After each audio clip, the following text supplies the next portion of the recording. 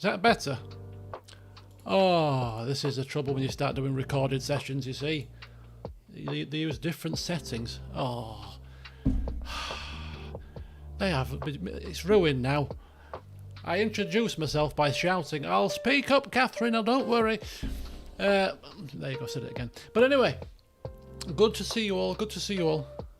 Now, beaming in. It wouldn't be a stream without a technical issue or two, would it? Despite all the years I've been doing this.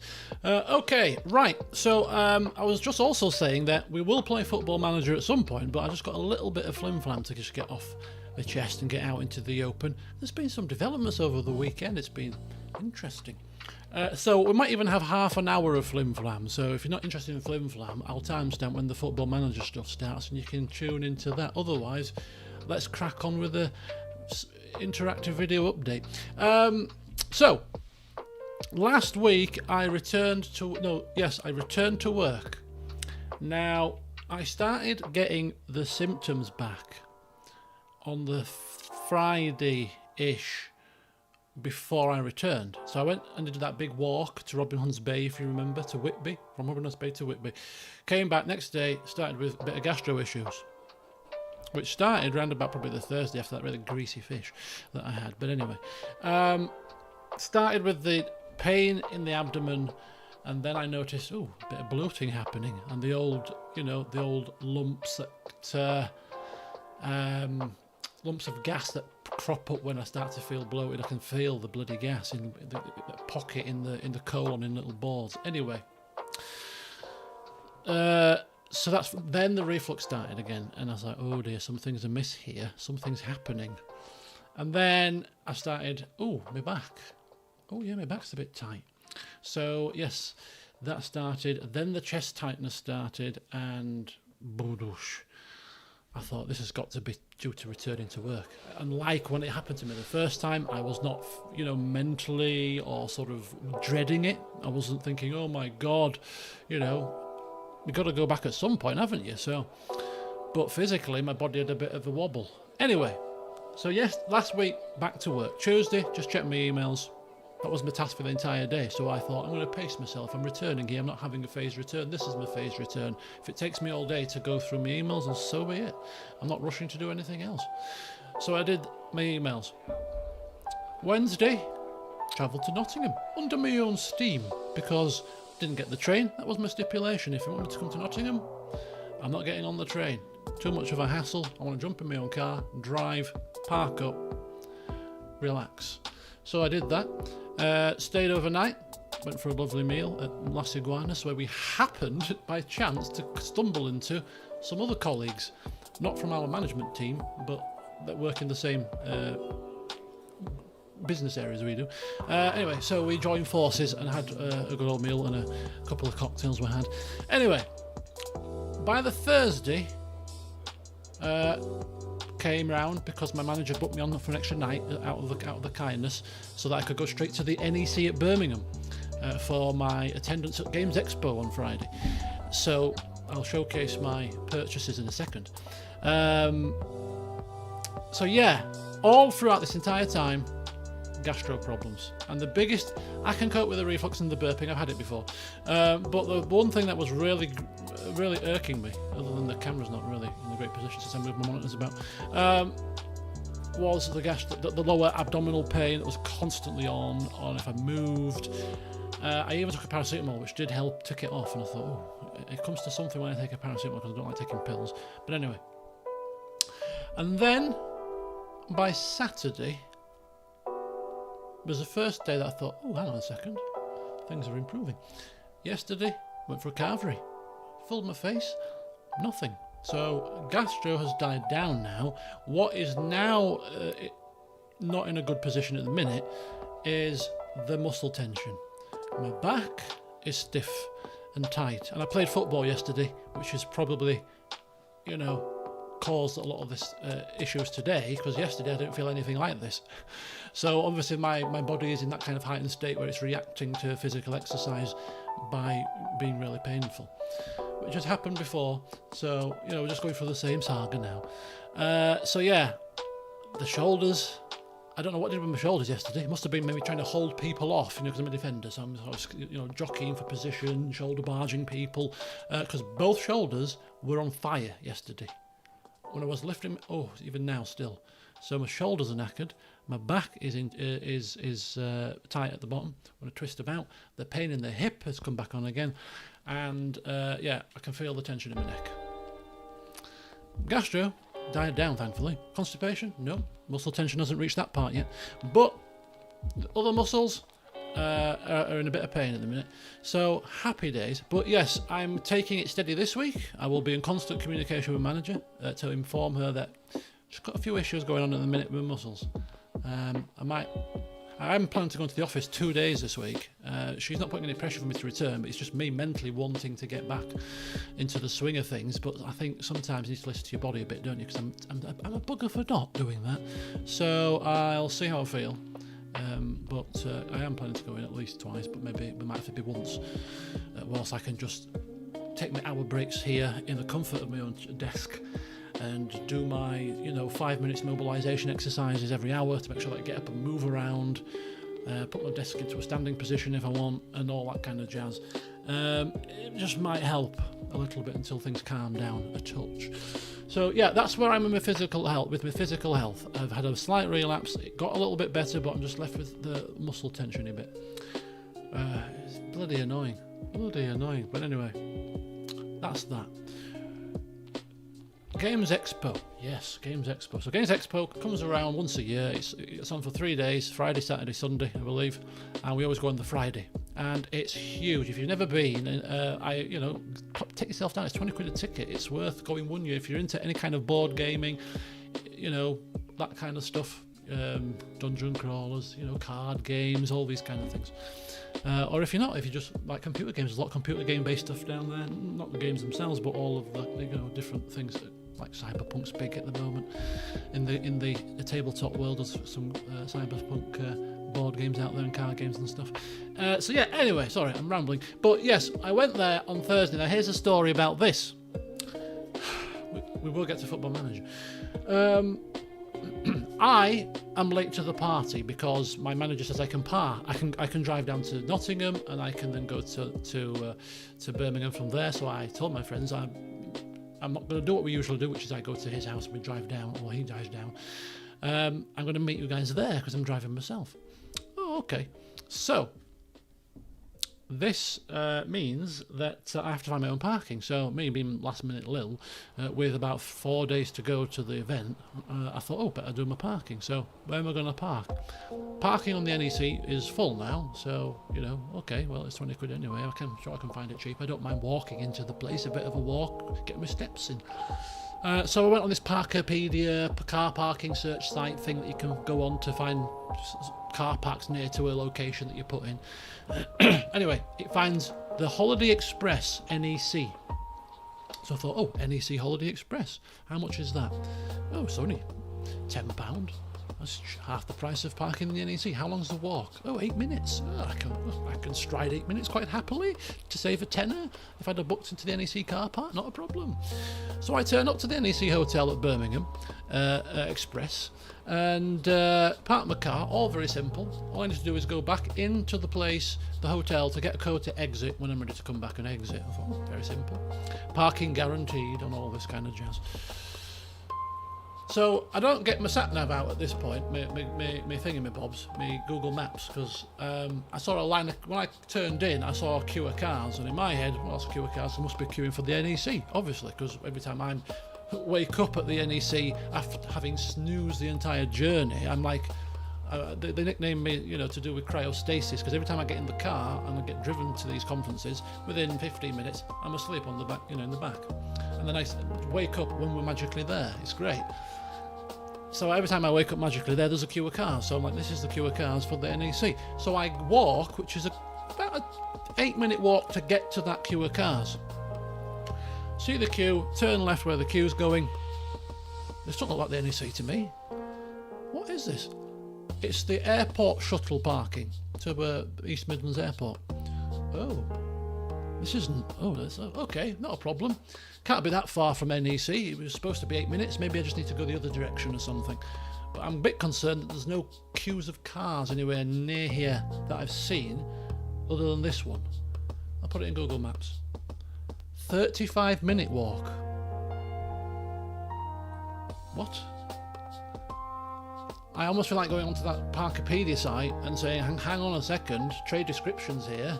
8-minute walk, you said. What, 8 minutes to the outer perimeter? Because the NEC is huge in terms of, there's the arenas bit, and then there's all the delivery bits and all the, you know, periphery to get through when you're not getting taken to the front gates.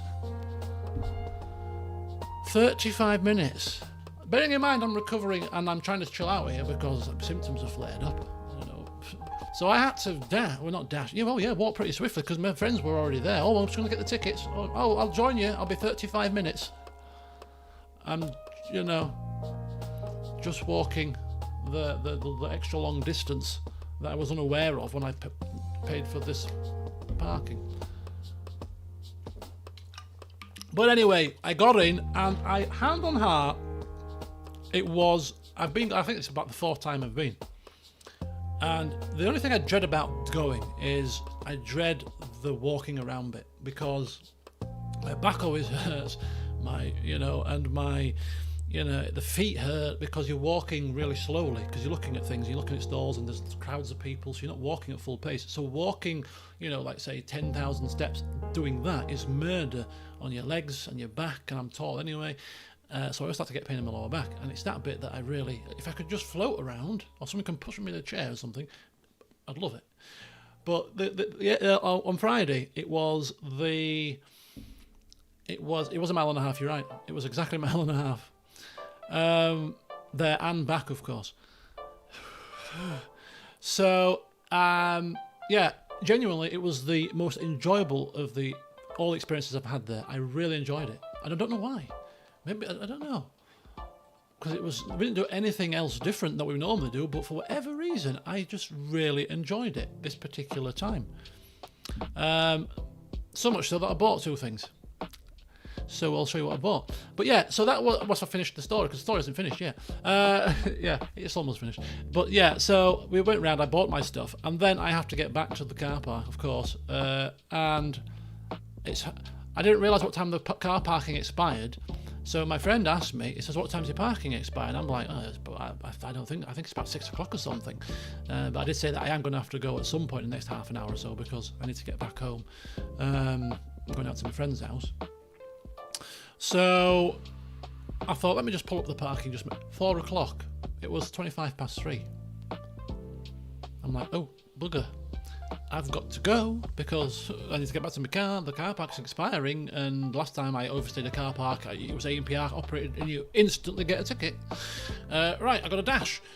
You can't dash when you're in a crowd of people in a conference in the NEC, so I'm waiting for people to get the hell out of my way so I can get to the exit quickly. Start briskly walking with my purchased goods in hand, shuffling along. Oh, on all this entire way, I've got a backpack on my back because I've come straight from work, so I can't leave my work laptop in the car because that's a security issue. If it goes missing or my car gets stolen or the laptop goes out of the car and it shouldn't have been in the car, it's a security incident, quite a serious one. So I had to put the laptop on in my laptop bag and carry it around with me.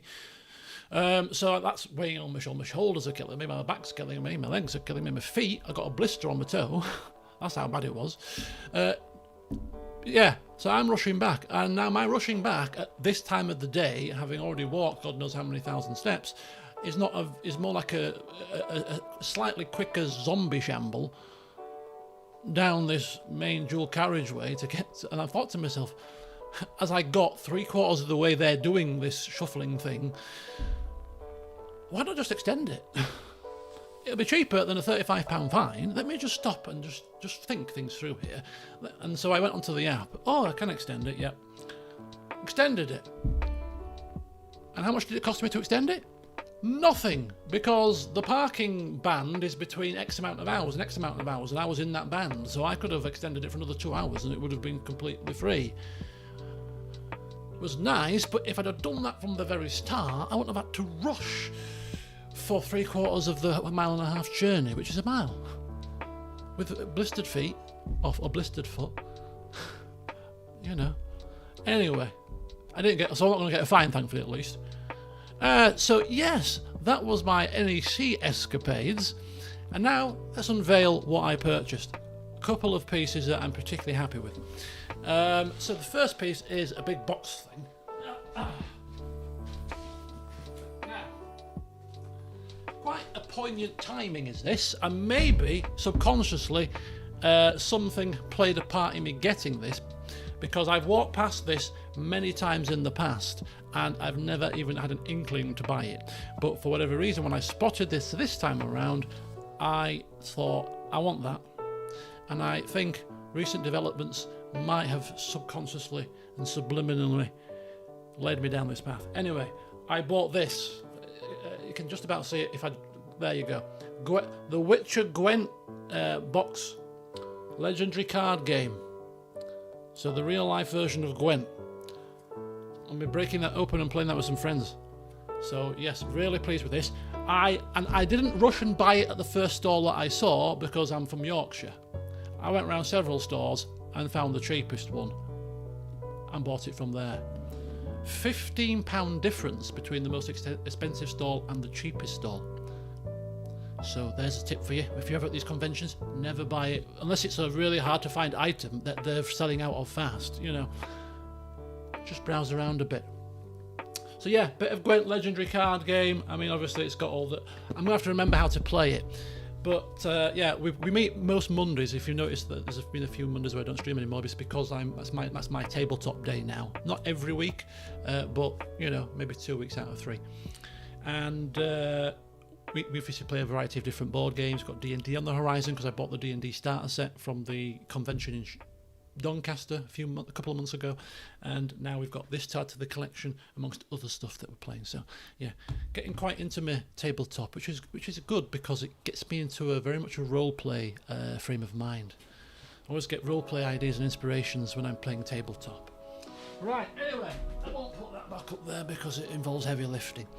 The second item that I got, again, maybe subliminal. So the subliminal messaging has come from obviously the fact that they're releasing a Witcher expansion, a Witcher 3 expansion DLC, which means I'm going to have to play the game again because I can't remember what happened, barely. So off camera, I'm going to be... oh, I've just seen your comment here, Cupboard. So yeah, that could have had something to do with that. My other series that I'm playing at the moment could have had something to do with this purchase. Now, just in case this might cause some kind of an issue, and I know what the issue is, it's too low. So I'm thinking, the camera doesn't look right today. What is it? It's because it's pointing down a bit too much, I think. That's better. I may have to give a disclaimer here. I don't know what YouTube would think of these kind of things. It's ceremonial. It's wooden.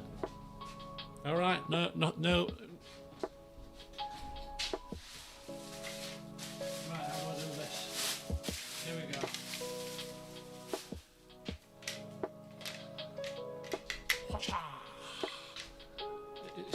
It's meant to come a bit further back. It's a katana. Look at this. I don't know how much you can see, but it's a katana.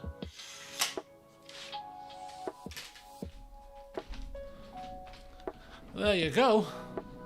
I saw them last year, and I thought, I won't mind one of them. And then this year, when I thought, oh, hang on, my V uses katanas. I need one this year. Boom. Yes, and could come in handy, you know, if we're ever needing props for, you know, playthroughs in the Far Eastern realms. It was 35 quid. 35 quid.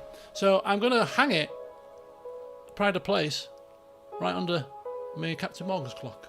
And the Captain Morgan's clock has now stopped, thankfully, because the ticking was horrendous. So that's coming down, and I'm going to have my Samurai Sword katana on the back there. Yeah. Maybe if I can bring it a bit closer. So you can see here. Oh, that's better. Look at that. I'm trying to get it in the camera shot. You've got the red handle, and I've got a bit of a red thing here. And then the blade is also patterned like black and silver, you see. Yeah. Very impressed. Very happy with that. Very happy. Now, I don't know if I should be saying this. This might be controversial, but also thought did cross my mind as somebody that's very safety conscious. The first thought was, I hope I don't get stopped by the police walking down the street with this. Officer, it's wooden. I've got a game in a box also. I've come from the gaming convention, obviously. It wasn't created until after the Three Kingdoms period. That's interesting. The other thought that crossed my mind was, not that I would ever, of course, want this to happen. Because if anybody gets into my house, my God, I couldn't think of anything worse than having your own privacy invaded. It almost happened, don't forget, last year when I got my car and I heard banging at the patio doors. But I did think, when I bought that, if somebody came into my house, clearly it's wooden, right? It's not going to do any harm, is it? But if somebody came into my house, they wouldn't know it's wooden, would they? Rip this out. Get out of my house now, otherwise this is getting used. They're going to shit themselves and run, pardon the French. Desired effect. Yeah. So that thought did cross my mind when I bought it, which is a really bizarre thought to have, isn't it, I suppose? But it was one of the thoughts that crossed my mind. This could serve a dual purpose. A role-play prop and, scare tactic. Anyway, so there you go. That's my trip to Expo out of the way. Roll on next year. Who knows what I'll buy next? But, yeah. I'll let you know how the Gwent goes when we play it. Right, what we're 26 minutes. What else have I got to tell you? Oh, channel stuff. Yeah, and then we're going to start playing Football Manager. For those of you who want to watch Football Manager. So, I've been doing some thinking during my time off. I had 6 weeks off, It's a long time, although it flew by. And I'm now sat here thinking, I could just do with another 6 just to make sure. Oh, that's another update I've got for you as well. I should have got a drink this evening. I'm in a good mood. Right, anyway, despite this muscle stiffness, but I'm in good spirits. Channel stuff. Right, okay, so new series is starting on the 1st of July because I like round numbers. The start of a month is always a good thing to start things, and it gives me enough time to finish this playthrough here, which should finish within 4 weeks. The new series that will be coming to the channel as of the 1st of July, I have decided, and it was already semi-decided, so it's not going to be a surprise to some of you, but it might be a surprise to others, is it's going to be Mountain Blade 2. Mountain Blade 2. Bannerlord? Yeah, Bannerlord, isn't it? Yeah. I've thought of the premise. I'm happy with it. I'm itching to play it. I trialled the premise off camera for about 5 hours and loved it. So, we're doing it. No mods. We'll start modless, and as the series progresses, and I think, a mod will help this irk, or whatever, I'll add it as the series progresses, but no overhaul mods. It's base game, but base game done differently. Base game done differently. I mean, who names the random recruits? You find me a series that's done that, and I'll take my hat off to them. But yeah, we're going in proper hardcore storytelling narrative. We're journey. We're having a journey through Mountain Blade 2. As Jameer, obviously, the trader. Yes, we are. So that will be the series that starts on the 1st of July. So that's the first announcement. There's a second announcement to the current Cyberpunk series, which isn't really a major announcement, but other than it's going to be a slight structure change. In that I'm going to... obviously I'm doing a lot of recorded videos for Cyberpunk, which fits nicely because I want to play it, and I can't stream as much as I would like sometimes. But with Cyberpunk, what I'm going to do is restructure it so that the recorded sessions are main story stuff, and then when we have a stream, it's going to be a more chilled side quests, random strolls, visiting the Badlands to just chill out, read some data shards. So the streams become like the Red Dead Redemption 2 chilled streams that I did, but we're going to do it in Cyberpunk. Might not work as well depending on, there's not as much immersion or things to do, but we're going to have some fun with it because I'm going to try to install a mod that takes off your HUD so that actually it forces us to wander the streets without being attached to objective markers and stuff of that nature, and just see what we can stumble into naturally. And that also forces me to get more acquainted to the surroundings, landmarks, because I've not got a map to follow blindly. Because at times I've realised I don't actually feel like I'm learning much about. I've learnt where the flipping food stall is, because I go there every morning, nearly every morning. We've been a night owl recently, but I know where it is now because I've been several times. But ordinarily, if I was driving around in the real world, I'm quite switched on with knowing where I've been quite quickly, because I'm good with that kind of stuff. So taking the HUD off, the minimap off, will force me to landmark locations, give me a better sense of the world and feel. So I'm looking forward to that. So we've got Cyberpunk, it's going to be kind of split. Yep. Main quest stuff is going to be recorded sessions, progressing the story, which leaves us free from that hullabaloo to enjoy a more chilled vibe, if you will, for the live stream. So all the live streams will be very chilled out, and we'll just explore the world. Buy apartments, buying new cars, trying on new clothes, just enjoying doing the kind of things that probably people don't tend to do in Cyberpunk too often, because you just want to play the game, don't you? So just enjoying living in the world. That's the title of the game, isn't it? Living in or the series rather, Living in Night City, or whatever we've called it. So let's live in it a bit more. I feel like we can live in it a bit more.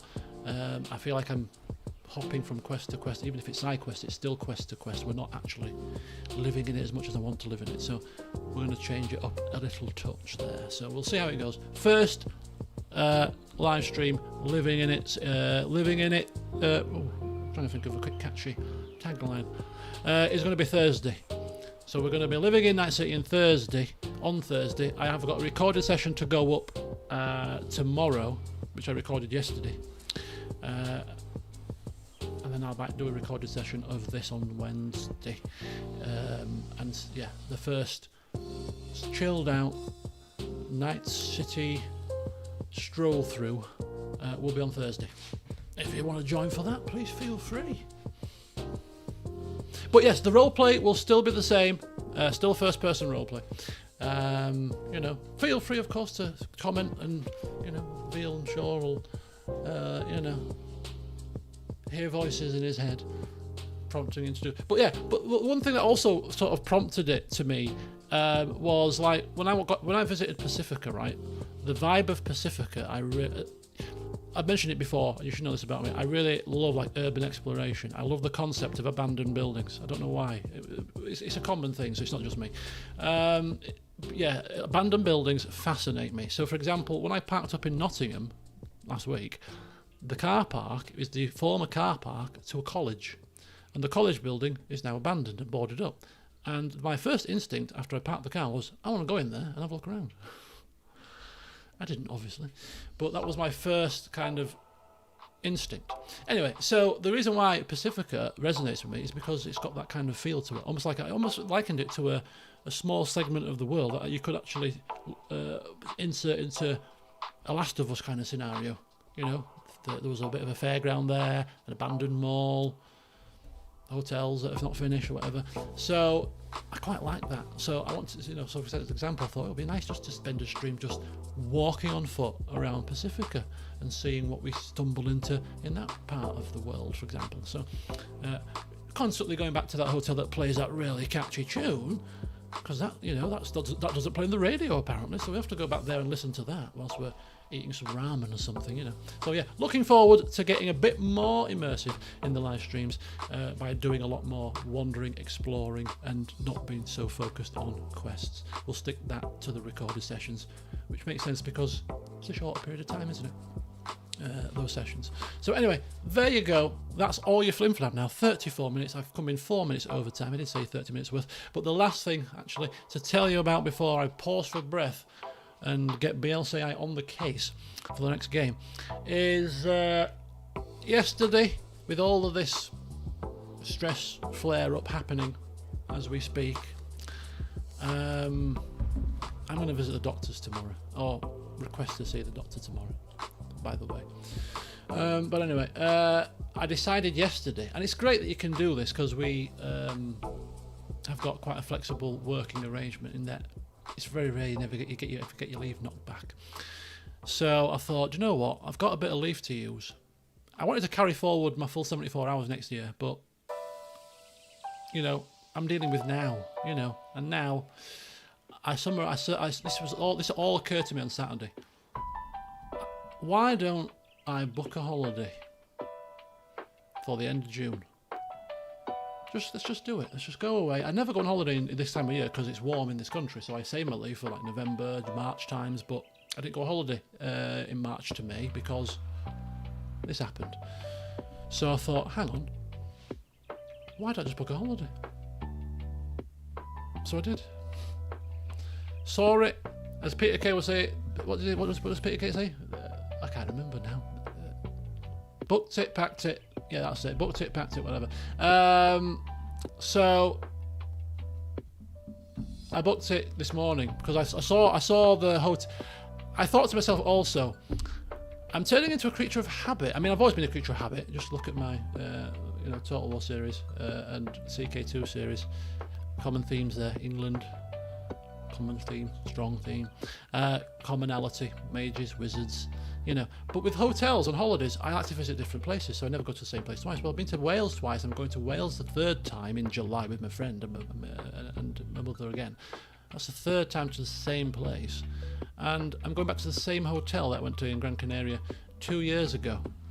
So we watched to Gran Canaria. 7 nights. It's more than enough. Just a recharge. I don't usually do 7-night holidays because you just land, and before you know, you're back on the plane going the other way, aren't you? And it will still probably feel like that, but it's a recharge. It's a short 7 days away. No, not this country. I want guaranteed weather. I know it's July. I'm going July the 9th because the hotel was not available until the 9th of July. Yeah, guaranteed weather. You're not guaranteed weather here. Even in the midst of summer, you're not guaranteed weather. So I'm guaranteed weather there. It's bone dry. Chance of rain, 0%.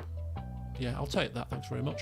The hotel was nice. It was nice enough. I liked the whole fact that the hotel is built into a mountain. So in the areas outside where the rooms are, they've made little reading areas. And the reading areas, you've got nothing but like a cavern around you because you're in the mountain. So it's really a great place to read and relax after the day. The beach is just right there. The pool is just right here. Your balcony is overlooking the sea and the pool and everything. And the sun comes round and it's warm all day on the balcony. And the suite, it's a junior suite, so you get a sitting room and you get beds and wardrobes and a separate walkway to get to your bathroom, a hallway you can hang your coats up in. It's great. The food is, I'd say the food is a 7 out of 10. It's nothing groundbreaking, but it's eatable. You can always find something. Selection's decent. It was just a lovely chilled location and a lovely chilled holiday in January last year. So I need that, I think. I need that. Couple of massages when I'm out there. Feel the sand between my toes and all that. Feel a bit of heat on my body. Have some drinks at my leisure and eat what I want for a bit, and I'm sure that will do me the power of good. So yeah, I booked a holiday, finally bit the bullet, and I'm looking forward to it now. So it's only, according to the TUI app, I booked through TUI, only 38 days to your holiday. Oh, cheers to that. Right, Football Manager time. Thank you for listening. Timestamp 33 minutes or so, 35 minutes, it'll be fine. I'll timestamp. We're starting the game now. This is for AI, because AI do a summary of all your videos now. Magic, I don't know how it does it. So yeah, I'm going. If you stamp it yourself, timestamp. We're going into the Football Manager now. AI, it'll chapter it for me. It's the future, right? Anyway, schedule. What happened in the last session? We had a bit of an up and down mixed bag, but ultimately we didn't lose a game.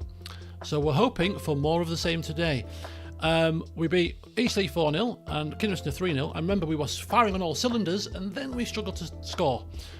We drew 1-0 with Barnet, and this was the game I remember vividly. We battered the heavy favourites and top of the league Chesterfield, and we should have won that game, and we didn't. frustrating. And then we beat Southend 1-0 with a late-ish goal from Billy Chadwick. So, yes. One thing that I failed to notice, or maybe I didn't, did I mention it, is that we only conceded 1 goal in the entire session. That's pretty good defensive stats, isn't it? So if we can keep that up and just up our scoring a little touch, you know, in this little run-in here, which I think we can get to the FA quarter-final trophy today's session. We're finishing around about 10:30. That's probably like 2 streams worth left of stuff.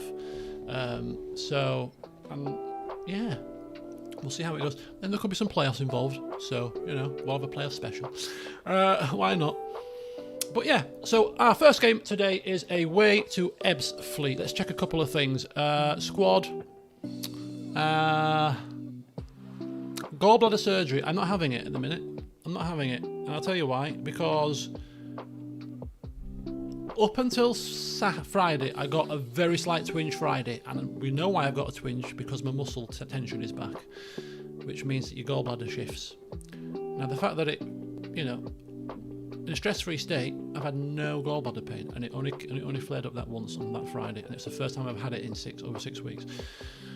So if I'm not symptomatic, the doctor said, my GP said, I won't have it out because there's risks with surgery, and there's risks with it being a polyp, because they can't tell whether it's a polyp or a gallstone, until it comes out and they say, oh, it's a gallstone, or oh, it's a polyp. Now the sonographers thought both 2 separate ones said it's a polyp. So I'm kind of thinking, well, 2 separate ones. Maybe that's what was saying. But anyway, the point I'm making is, if it's a polyp, they can turn cancerous. It's a very low chance, but they can. So that's the risk, that if you leave it and it is not a gallstone, it's a polyp, then it can cause problems. If it's a gallstone and not a polyp, it could still cause problems later down the line. So it is a risk leaving it in. So I'm kind of torn, really, but I'm getting a follow-up scan done in 6 weeks, so they'll see if it's changed, size, shape, position, etc. At that point, I'll make a decision, because the decision is going to be one of 2 things. It's going to be, A, I have it out and take the risks of surgery. It might sort some other issues out, you never know. It might help my digestion in general. I'm not, you know, my digestion's been a bit to pot, but is that the cause, or is that just a symptom? We don't know. But yeah, I'll either have it out, or the alternative solution is I don't have it out, but I have at least yearly ultrasounds on it, which the NHS probably wouldn't fund beyond their standard. I think you get 2 follow-ups, so they'll scan it again. I think they scan it, and then they'll scan it another 6 months. So I'll get 2 more scans where they're happy it's not changing size or shape, so it's a polyp or a gallstone. Whereas I would have to then pay privately every year to have one, just to make sure that if it is a polyp, it's not doing anything it shouldn't do. So that's what I'm leaning towards, is that option. No surgery, and just have to front up the bill with regular, but at least yearly. I might take advice on it as to how regular ultrasound you would recommend for it if it was to turn sinister. The specialist, aka the surgeons and the hospital, they were happy to have it whipped out, but I don't know. So I'm going to speak to them one final time, because I've got 6 months to make a decision. So when my 6 months is up, which will be round about September time, I'm going to ask them before I come off that plan to say, look, this is what my GP said, this is what I'm thinking, this is how I've been over these 6 months symptom-wise. As a specialist, what do you think? Or recommend, and see what they say as a final, you know, thing, to make sure that I'm not missing a trick here. Because GPs are, you know, no disrespect to GPs at all, but they're not specialists, and if somebody's a specialist in this particular area is telling me one thing, I might have to go with what they're saying as a specialist in that area. So that is the plan. So I've got a plan, so I'm happy with that. And of course, if it flares up and I'm in excruciating pain, then it's definitely coming out, obviously. But that's not happened since that day in A&E. But we'll have to keep a watching brief, because whilst this muscle tension is flared up, we'll have to just monitor the situation. Somebody mentioned about the roleplay for Bannerlord. Is it going to be like Cyberpunk? No, it's not going to be like that. Anyway, I think my dinner's ready, which is not ideal because I've witted on and I've not even played any of the game. But what I'll do is I will go through and we'll play our first game. I'll start eating when the match starts.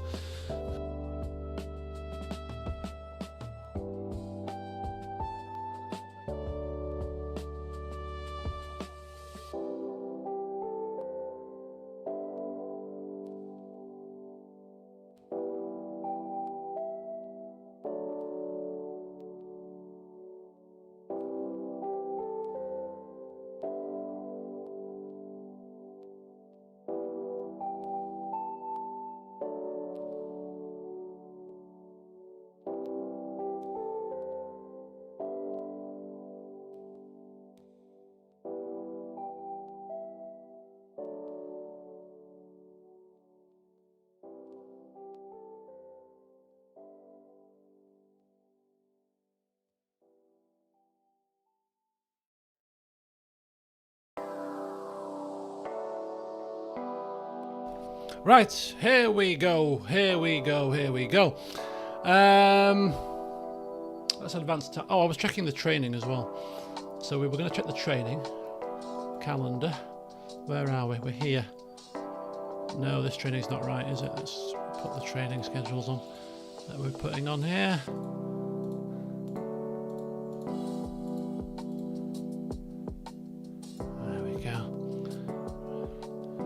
To give them 2 days rest where there's a gap here like this, quick turnarounds, very high physical load on the poor people. Right, anyway, there you go. Let's advance time. So the training's done. I was looking at the team. The team is looking pretty much, apart from Batty and Saziba as well on the right. Oh, that was it. Did he do a kung fu kick or something on somebody? I seem to recall. Glad I could entertain you for 40 minutes and make Flim Flam seem like it flew by. But it was good to get it off my chest. I've not seen you guys for a little while. Right, Ebbsfleet. Let's see what BLCI has to say about Ebbsfleet. They're 12th in the Vanarama, a team that we should probably be beating both home and away, if you ask me. But we'll see. We'll see what we do. We'll see. Mr. BLCI will pick the team, determine which strategy or which tactic he wants to use, and then we'll be off and running. Defense.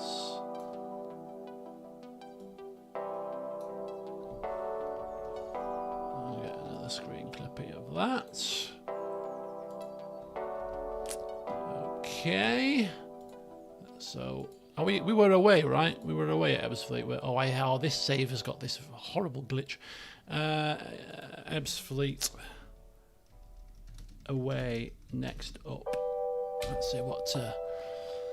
He wants to do. World Cup related ads since the beginning of the stream.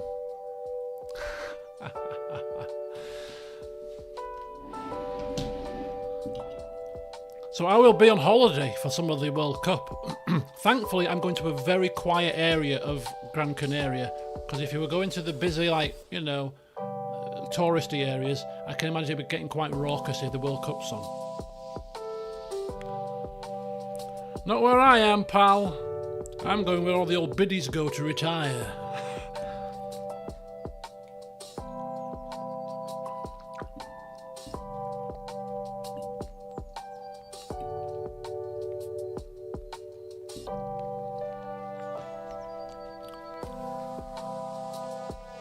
I'm away from the 9th until the 9th till the 16th. One symptom that I get when all of this flares up, all of me issues, and I don't know, it must be maybe it's something to do with your nerves or something, I don't know, but my teeth start to feel really strange, not painful, but it's a hard sensation to describe, but my teeth just don't feel right, and it only occurs, a sensation with my teeth, when all of this is happening, when the other stuff's happening. So I'm thinking is it the nerves? It must be the nerves in the teeth or something. Because boy, they don't ache, hurt, but it's like I literally feel my teeth. Which is a strange thing to say, but you don't feel your teeth, do you? Your teeth are in your mouth, you don't know they're there, do you? Can't feel anything, you just eat with them. Whereas I physically can feel them. To the point where, you feel like you've got to... It's really bizarre. Anyway, Sorry, it's not supposed to be a stream of me moaning about my ailments. These are strong in set piece chance creation, corners, flair. How's the volume level of the music anyway, by the way? They can punish sloppiness, but their weaknesses are very useful. Poor heading, stamina, leadership, bravery, and the list goes on. Basically screams one thing. Make them complete physically and mentally for 90 minutes, which is good because we are physically machines. This is not a game for reckless crossing volume, a game where our runners and set piece threat can hurt them. So we are going to start with positive when we get to this team selection bit, of course. We don't need anything else here. Let's see what Ebbsfleet have got in their locker. Oh, I don't have to do press conferences on this playthrough. This is great. I always feel compelled to do my own press conferences when I'm playing the game off camera. Clicking send assistant. Oh my god, it's such a relief. Them press conferences drive me potty. I don't know why I do them. Who does them that plays Football Manager regularly? And I'm sure everybody. It's one of the first things people delegate to the assistant, right? Hello, Ty. How's it going? It's 4 PM in New York.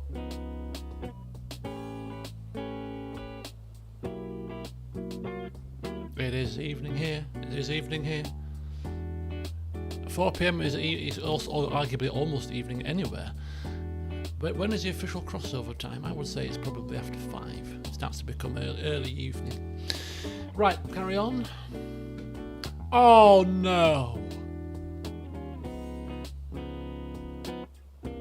Buggeration. You say 6. Yeah, for proper evening, I'd probably say 6. Right, that's not a good injury because I'm sure Hancock's is either first cover for. I often get him, Burgess, and Dyson all confused. I don't know why. All three of them, because they all play the same positions in a kind of triangle, are kind of, apart from Batty, I know Batty because he's a DM that's kick-ass. The other three, I'm just like, who's who?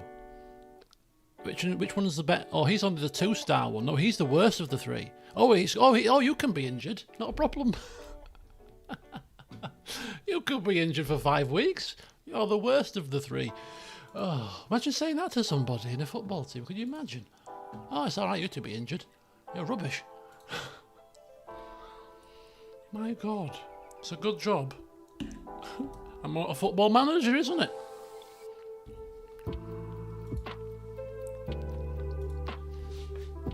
Nothing like speaking your mind in the workplace, is there?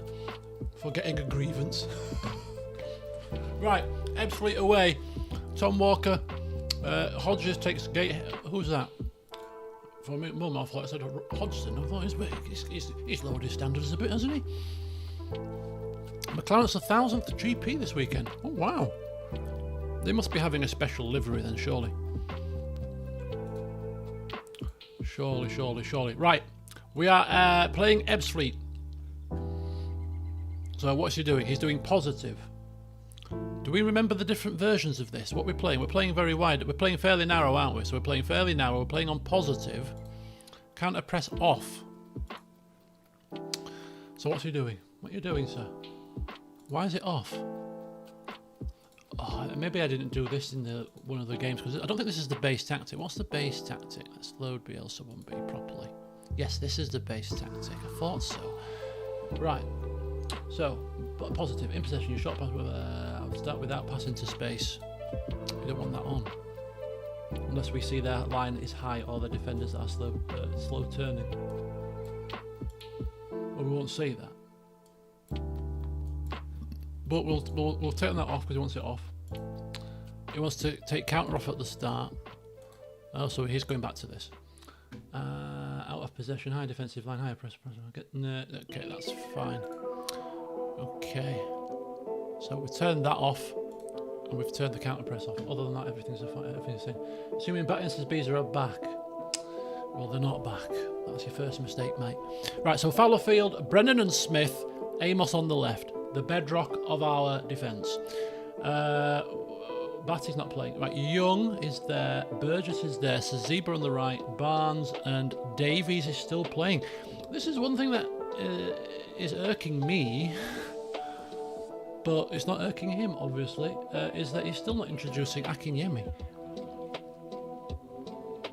Akinyemi is close, but Davies has been reliable and just suits the current controlled version. Akinyemi is the late charge if we need more punch. Keep Barnes on the left. Crooks, Clark, Dyson, Akinyemi. Kennedy's there as well. Everything's exactly as it needs to be. So I'm assuming he'll go for the same Woodyard and Chadwick as last time too, simply because this is the team. I will just confirm it. I will just confirm it. Batty and Ziba are still suspended. Let's just make sure here. Let's just make sure. In the meantime, do we have any opposition instructions here? I'll just go with the normal ones. The chat's slowing down a bit now. You see, this is one of the things with ChatGPT and other AIs that use this source, is that when the only happens on the desktop, doesn't happen on the phone. The longer the chat goes on, the slower it goes. That changes. No batty, no Saziba. Blah blah blah. Oh, we must keep the same tactic. No passing to space. No get. Okay, absolutely updated. Woodyard and Chadwick. There you go. There you go. Why did I need to ask? I know Biels's mind better than he does now. Right, Chadwick starts on the right. Young, bench, match plan, opposition instructions. I'll do them. And if you do this, you don't go too far wrong. Just close the wide players down. Tighten out the striker. We're good to go. Right, I'll mute myself while the game is on, so I can chow down some of this chicken roast dinner, which is usually on a Sunday, but we went for a carvery yesterday, so this is my second roast dinner in 2 days. But roast dinner is very healthy, so and very delicious. And the plate is also very heavy, so after watching it, it's a bit late to be eating this heavily, so I'll probably want to finish it all. But let's get cracking as we dive in to Ebbsfleet versus York City. We need to keep that momentum going.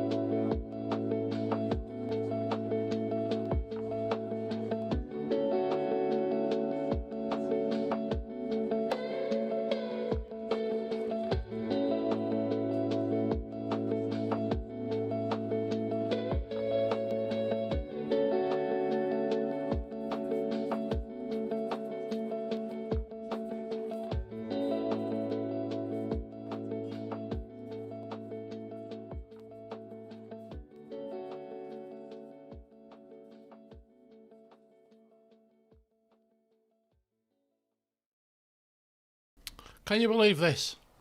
2 minutes. 2 bloody minutes.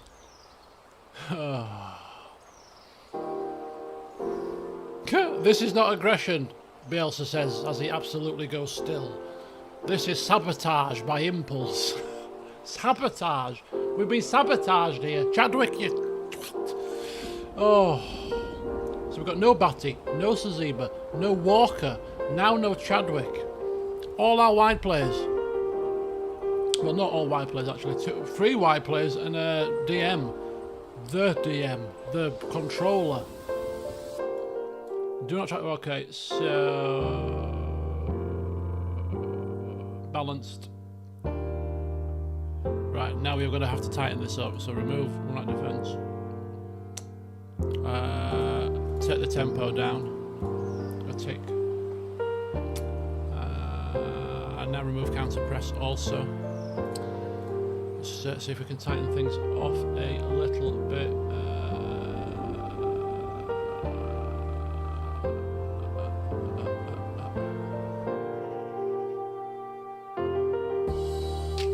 He seems to like doing this. No, that's not going to work.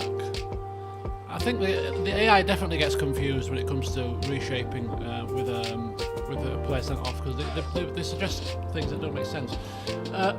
Or he does. Dyson on for Burgess. No, he's tinkering with the shape and everything here.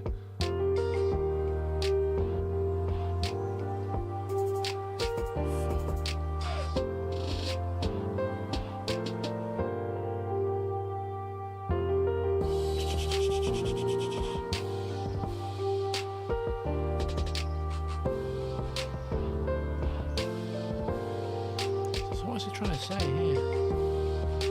Whatever we do makes not a blind bit of difference, to be honest with you, but I think he was looking to do...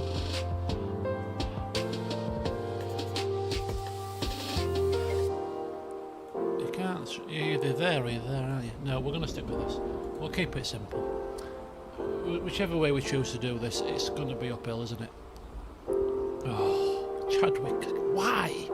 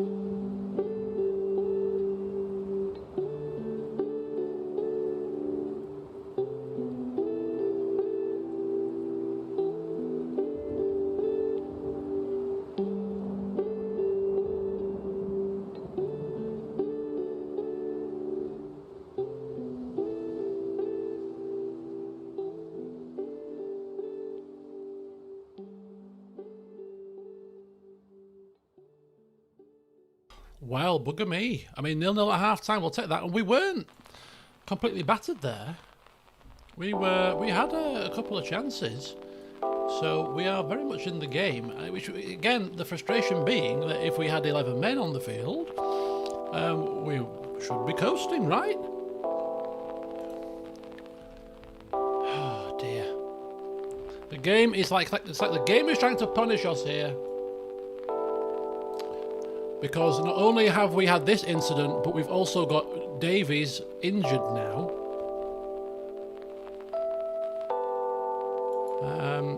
Yeah, they grew into the game a bit. We need to maybe try to upset the apple cart a little bit. I don't know, do we come out firing in this half? Let's see what the big man says.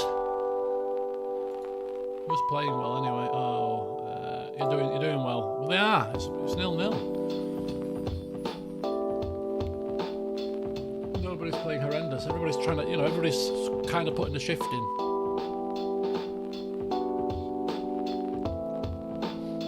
Biels looks at the sheet and finally the temperature drops a little. This is acceptable suffering. Very decent match state. So they've not overwhelmed us. We've had more possession. We've had more final third passes. We have more corners. We've won 83% of our tackles. But no clear-cut chances either way. This is genuinely good after playing almost the entire half with 10 men. Stay balanced. Keep everything as they are. Do not...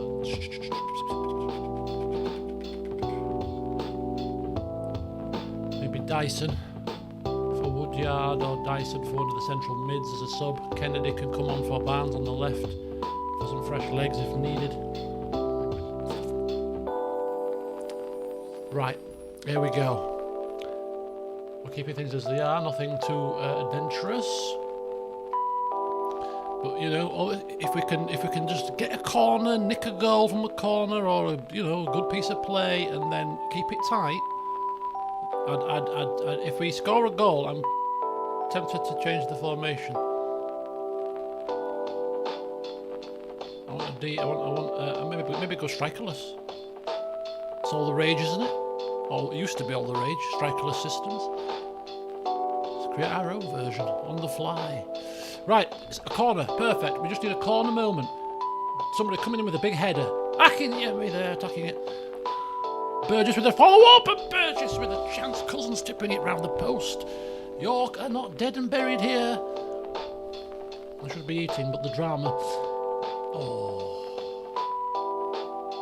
Come on, team, come on.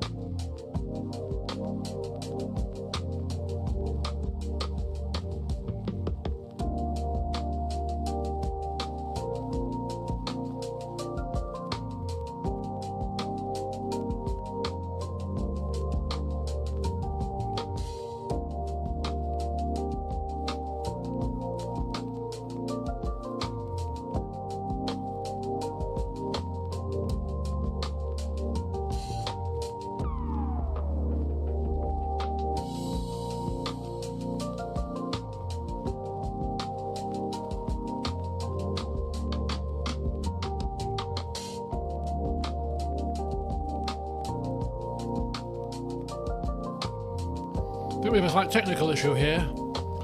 Biels is a bit ponderous today, it seems. Oh, he's ready now. He's ready.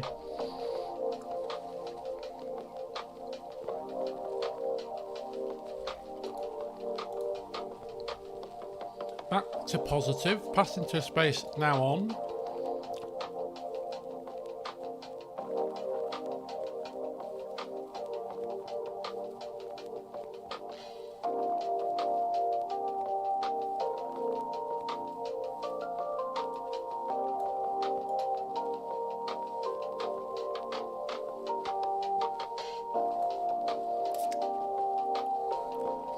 Right, that's it. Pass into space. I don't think we need to bring anybody else on sub-wise. I mean, Burgess not playing well.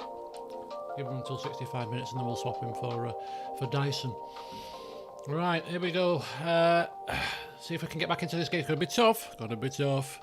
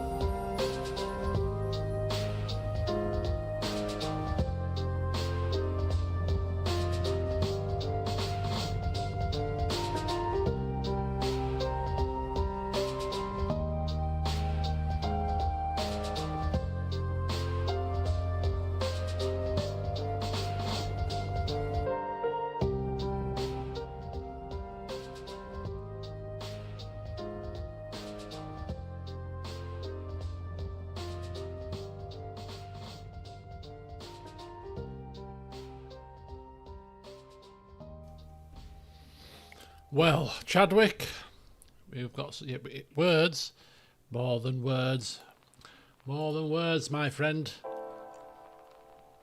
We're going to hit him in the pocket. That's where we're going to hit him. How bloody dare you?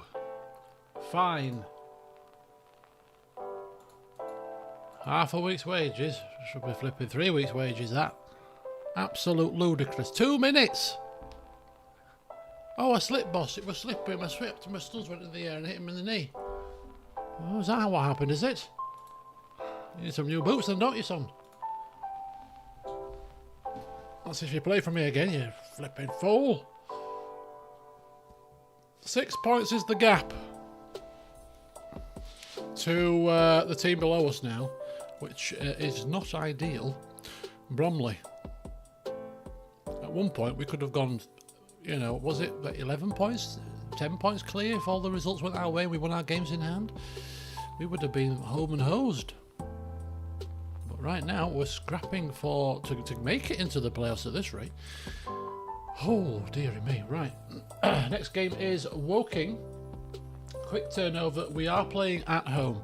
Hopefully we can... shut up. Robinson who? He's not playing, is he? Is that the issue?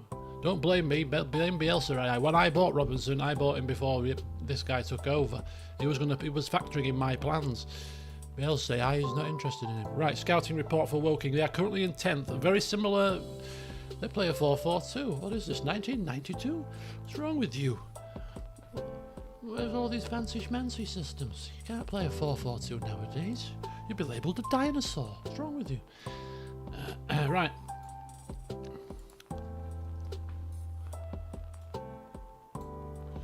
Let's get these sent over to Bielsa. See if he wants to formulate a plan of attack. Home to Woking. It is critical. We get a result here. Go home to... You've appointed Jermaine Defoe in real life. What, as Woking manager? That's kind of cool.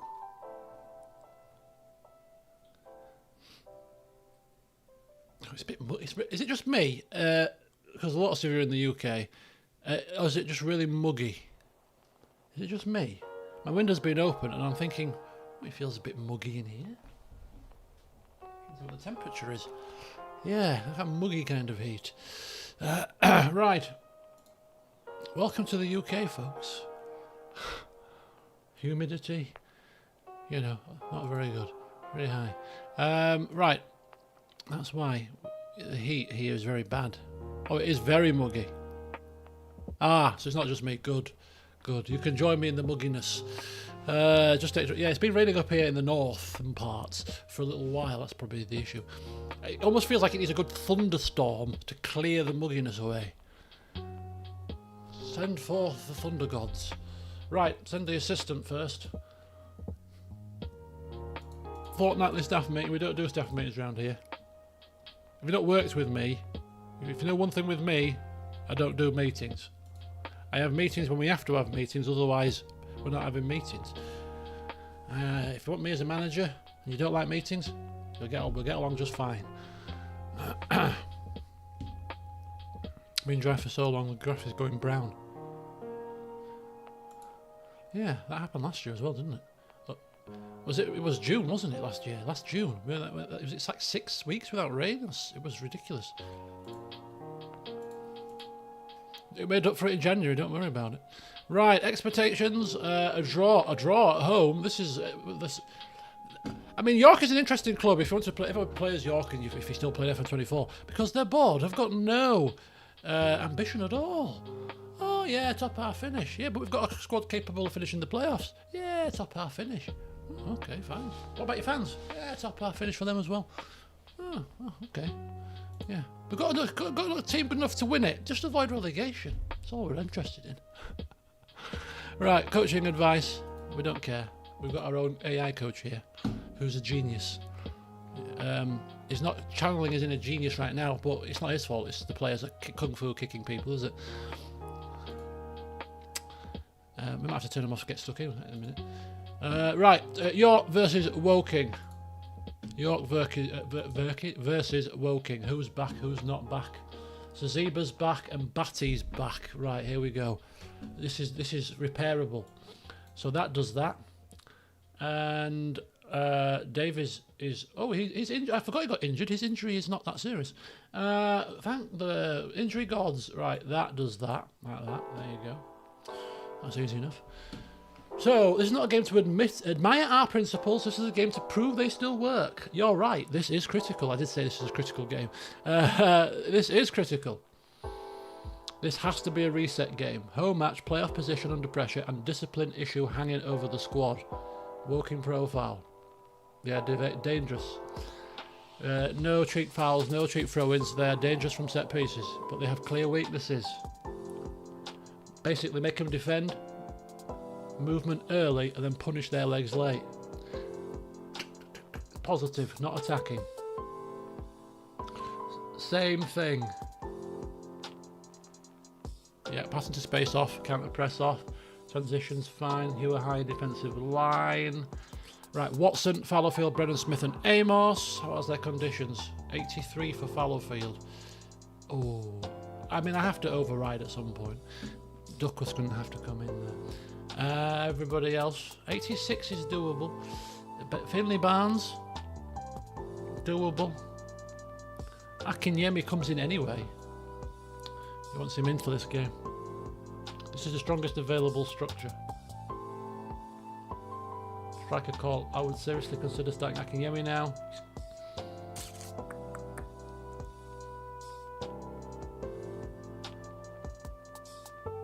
Okay.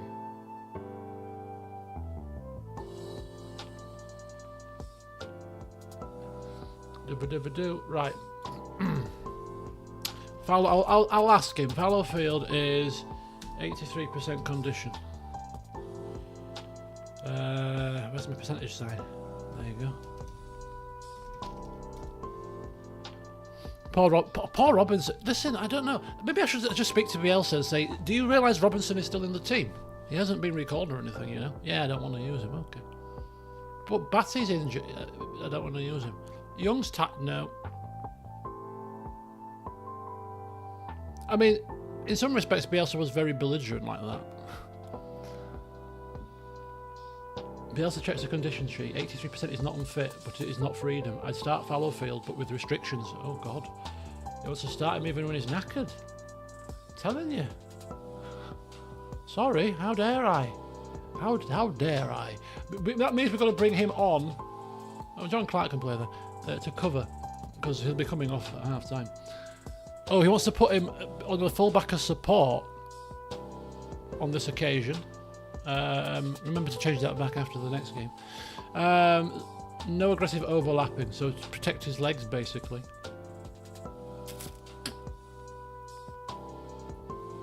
Interesting.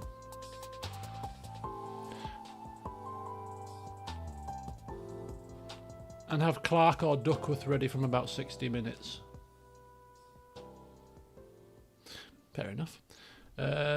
Do we want to... I'll just ask him. Do you want to put Zaziba attack to compensate? Or not? I think he's going to say no. Just check though, you know. If he's on support and he's not overlapping, we need some penetration on this side, don't we? Put him to attack, surely. He's going to say no. Place your bets now, quickly, while he's still thinking. No. See, I told you. I know his mind. I know his bloody mind. We don't solve one risk by creating another. Yeah. Oh, their strengths are exposing fullbacks, apparently. Okay. Oh, that's me told. What do I know? I'm not a footballing genius. Right, let's do it. Let's do it. They're playing 4-4-2, so just close the wide men down. Mark tight the one of these guys, maybe both of them. I'll leave them off this game. He's not giving me opposition instructions. I could ask him, but I've asked him too many questions now. We just need to see the game, don't we? Right, that's as close as we're going to get. Right, team, this is it. People that are knackered. Luke Young's got a replacement on the bench if we need it. Barnes has got a replacement on the bench if we need it. Davies is on, if I can get me phase, because it's his first game back for a while in terms of starting, but he'll be fine. He'll be fine. He's going to twist him up and score a hat-trick, and we're going to be absolutely back on form. We'll be wondering what the hell we're worried about. Show the media the praise is just... What praise? We've done nothing to be praised. If we were top, I'd understand it. Praising this dross? Come on now. No more kung fu. Save that for the gym afterwards with your mates. On the pitch, discipline. Any more people do that, I'm telling you, I'm going to sell you. In fact, I'm going to just terminate your contract. You'll get a payout, but I'm still doing it. Just, you're gone. Ruthless time. Ruthless aggression. Oh, no, this is there's kick clashing. I hate this. There's just about enough white there so you can see them differently. Right, we're going. Come on, team. Channel your positivity into this game. We need to win this. Come on. Come on. We need to win. We've got the possession. We've got the momentum. We're not creating anything at the minute, though. It's only early day. Oh, no. Respect me, a highlight. We better tackle. There we go. Saziba, he intercepts the ball. And then he loses it with a poor touch. And it's now Casey here on the left-hand side for Woking, who are driving forward. It's Lewis, an early cross. And, oh, Brown. How did he manage to get that? He leapt like a salmon upstream. Left my two defenders for dust. And they were ahead of him. Right, Batty. Out left to Amos. Looking for the inside ball. He finds Batty, who chips it over the top. Oh, that's a beautiful... I didn't say goal because I could tell from the camera panning and the referee's actions that was going to be offside. But there was some fantastic football. But I'm not liking the momentum that they're getting here. Alright, I'm just going to do a half-time of the first half check with Biels. See what he wants to say about this. Oh, I didn't capture the stats properly there. He's going to, and this is, I'm telling you now, this is going to be a new little mini game to this whole series. Is will I guess BLCI's tactics and tweaks accurately? Do I know him well enough?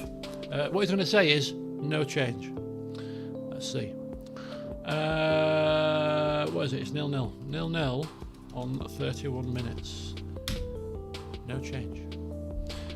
Because they've had nothing. They've had 0 XG, 1 shot, which must have been... It was that header, wasn't it? They've created nothing. We've got better possession. They've had only 13... So we're dominating the territory with the final third passes and the progressive passes. We are completing more passes accurately than they are. We have got better cross completion. We are not tackling as well, but we're winning the headers.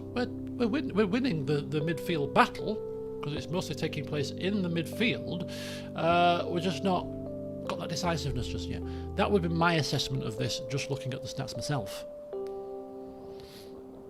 Yeah, basically I don't need AI anymore. AI, you know, the funny thing is, it's not taught me how to be a football genius because this is a game, obviously, but it's taught me, because you know, I've learned a lot from reading the way that it tweaks things and how it justifies tweaking things, because it makes sense what it says a lot of the time.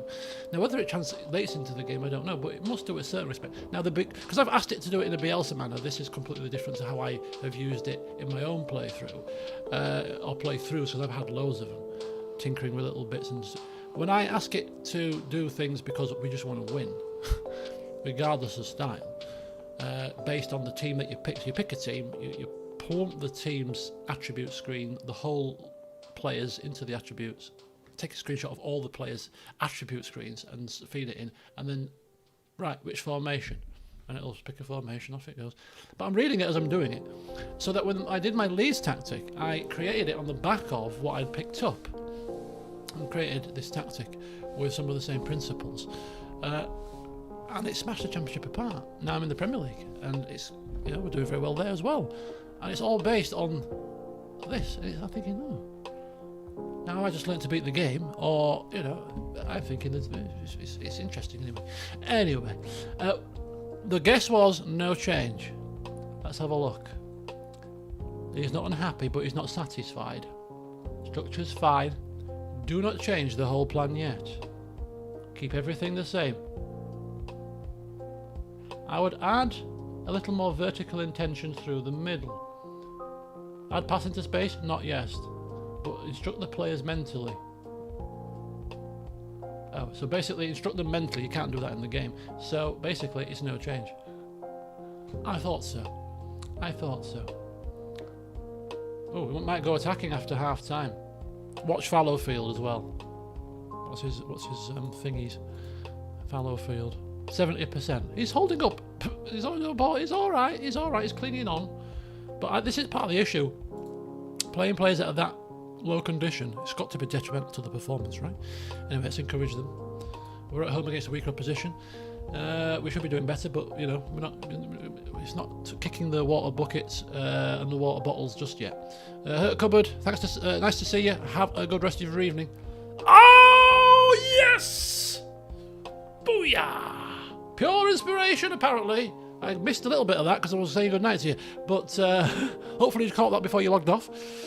Young takes the ball from the corner, from the throw-in, squares it to Saziba, tackle, not quite tackle, Batty forward to Burgess, who turns, swivels and scores.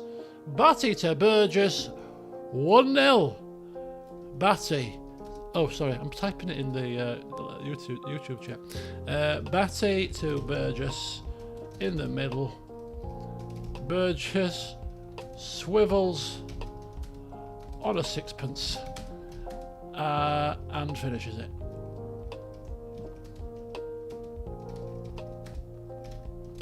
One 0 on 34 minutes. Boom shakalaka. Get in there, my sorry Jim. Right. It won't be changing anything based on that. We want to push for a second, obviously, so we'll keep everything exactly the same. So not going attacking now. We don't need to go too chaotic, so keep everything exactly the same.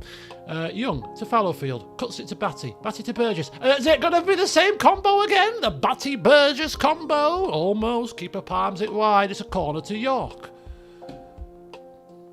Batty with the corner, swings it in. Headed clear, but only as far as the man of the moment is Burgess with the second shot! He scores again! Burgess is on fire! He's taking the bow, Batty with a corner, headed out to the man of the moment. As I was saying it and the words had barely left my lips, he was putting a second one in the back of the net. It's 2-0. Oh yes, this is what we like to see. This is what we like to see. Very good team. Well, no, this is what we don't want to see. Oh, well done. Nodded down. Calmly. Calm down. Saziba on this right-hand side. Back from suspension. Cuts it inside to Akinyemi, whose touch is as bad as mine after... Well, I'd say after a few pints, but I don't drink before football. But that's how my touch would be, I imagine. Right after a few double rums. Saziba to Young. Young to Batty. Batty with a long-range shot. Foster was always going to get there, I feel. Amos with the corner. York piling the pressure on. A third goal would sink Woking without a trace here. It's a throw-in. Burgess. Young. He's looking for somebody. He's waiting. He's put a beautiful ball out wide to Fallowfield on the right-hand side. Fallowfield to Saziba. Saziba, first-time shot. Is that onside? It's looking like it is. The camera's panned away from the referee, which means it's a goal. It's 3-0. 3-0, we have put Woking to the sword. A great ball out wide by Young. Fallowfield in acres of space and Saziba in acres of space. What were the Woking defence doing? Half asleep. If you're the manager of their team, you'd be absolutely horrified to see that kind of space being given to the right-hand side of our attack. And let's not concede before half-time, my friends. Let's go in 3 goals up and enjoy it. 2 goals to the good is not comfortable enough for me. Oh, Saziba with a slide tackle. Oh, God. At least he kept his feet on the ground this time. Right. I think Mr. Bielsa will be happy with this half. I'm certainly happy with it, which means if I'm happy with it, he should be happy with it. Just no injuries, please, and no red cards. Let's just get a period of momentum going. Come on, team. 3-0 at half time. Who scored the second? Burgess with a fabulous strike for the second. And Ziba finishes the third. I can't remember who passed it to him. I normally update. Well, I normally do update it after every goal is scored when I'm playing off camera, but we don't need to do that here. I only do that because I like that it tracks the trends of how things are happening, so that when you ask for a season up season review of how the players are playing, it factors in all of the assists and the link up play and stuff. It's really it's so much fun using it for kind of journaling purposes. Biels finally allows himself a proper nod. This is discipline with teeth. This is exactly the response we needed after Ebbsfleet. Not just winning with control, structure and emotional sharpness. 9 shots to 4, 6 on target to 1. XGs in our favour, 55% possession, 90% pass completion, dominant in the final third passes, 3 times as many progressive passes, clean discipline, no reds or yellow cards. The last bit matters almost as much as the score. Burgess is the star, 2 goals, an 8.5 rating. This is becoming a major theme of the project. The attack Mazzala is not just a runner, he is a genuine scoring threat. Right, Saziba in response after his red card is also huge too. Akinyemi back in being useful at a 7, not scored, but is occupying defenders and helping the central attacks open up. Right, we are now going to go to balanced. We are going to exert a little bit of control to this game, which is fine with me. No drama, thank you very much. Remove counter if it somehow went on. What, you mean? What are you trying to say, Bielsa? You're trying to say I would override you? If it somehow went on. How does it somehow go on magically? Unless I pressed it. He's digging at me here, I'm sure. He's bullying me. Right, any excessive tempo? That's excessive, isn't it? Should we just knock it down a touch? That's less excessive. It's still quite high. Any risky attacking fullback behaviour? No, they're both on support. Maybe it's the whole support thing. I forgot we changed that. Giving us that extra bit of stability. He's 70%. I think he's still good for until about 65 minutes. I think we changed Barnes and Fallowfield for Clark and Kennedy, and then we'll maybe switch one more player towards the end. Right, keep short of passing, blah, blah, blah, blah, blah, blah. Dyson for Burgess, Clark for Fallowfield. There you go. I've got it covered. Oh, he's not... No, Barnes. Yeah, Barnes is tired. We'll swap Barnes. We'll override him. Magically do it for him. You know, if somebody ends up magically on the field, take them off. Sorry, boss. Right, what's this performance tells us? This controlled, narrow variant is now the main identity. Oh, we know it is. Current call, balance, protect key legs, no cards, no injuries, turn 3-0 at half-time into a professional, full-time statement. It's all about control. Right, we're controlling it. We're tactical subs at the right times. We're pleased. You're doing well. Keep it up, and all that kind of good stuff.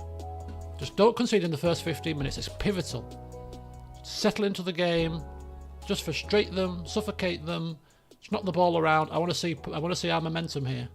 That's good. So that's a big chunk of momentum. I like that. Right, very good team. We're coming out of the blocks well. One more goal would utterly put the game beyond reach. They score a goal here and it gives them half a chance.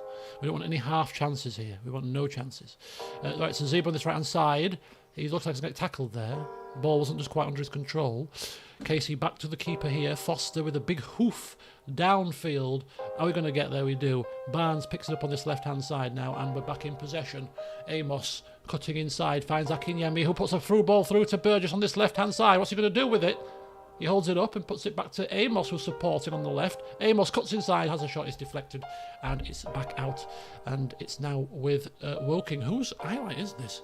It's not even a... Oh, that's the highlight. It must have been a blocked shot. Heavy momentum for York here. They are starting the second half as they ended and started the first, and that is on top. 65 minutes, probably time for a substitution. Finley Barnes, 63. Amos, 63. Fallowfield at 61. Been Clark on. He wanted Burgess off. Or Young off, because he's playing the worst. So that's why he wanted Young off at 65. 65. Barnes at 63. We could do both, I suppose. Let's do that now, and then we'll do the winger towards the back end. A fresh pair of explosive legs, 75 minutes onwards, just when you don't want to see it.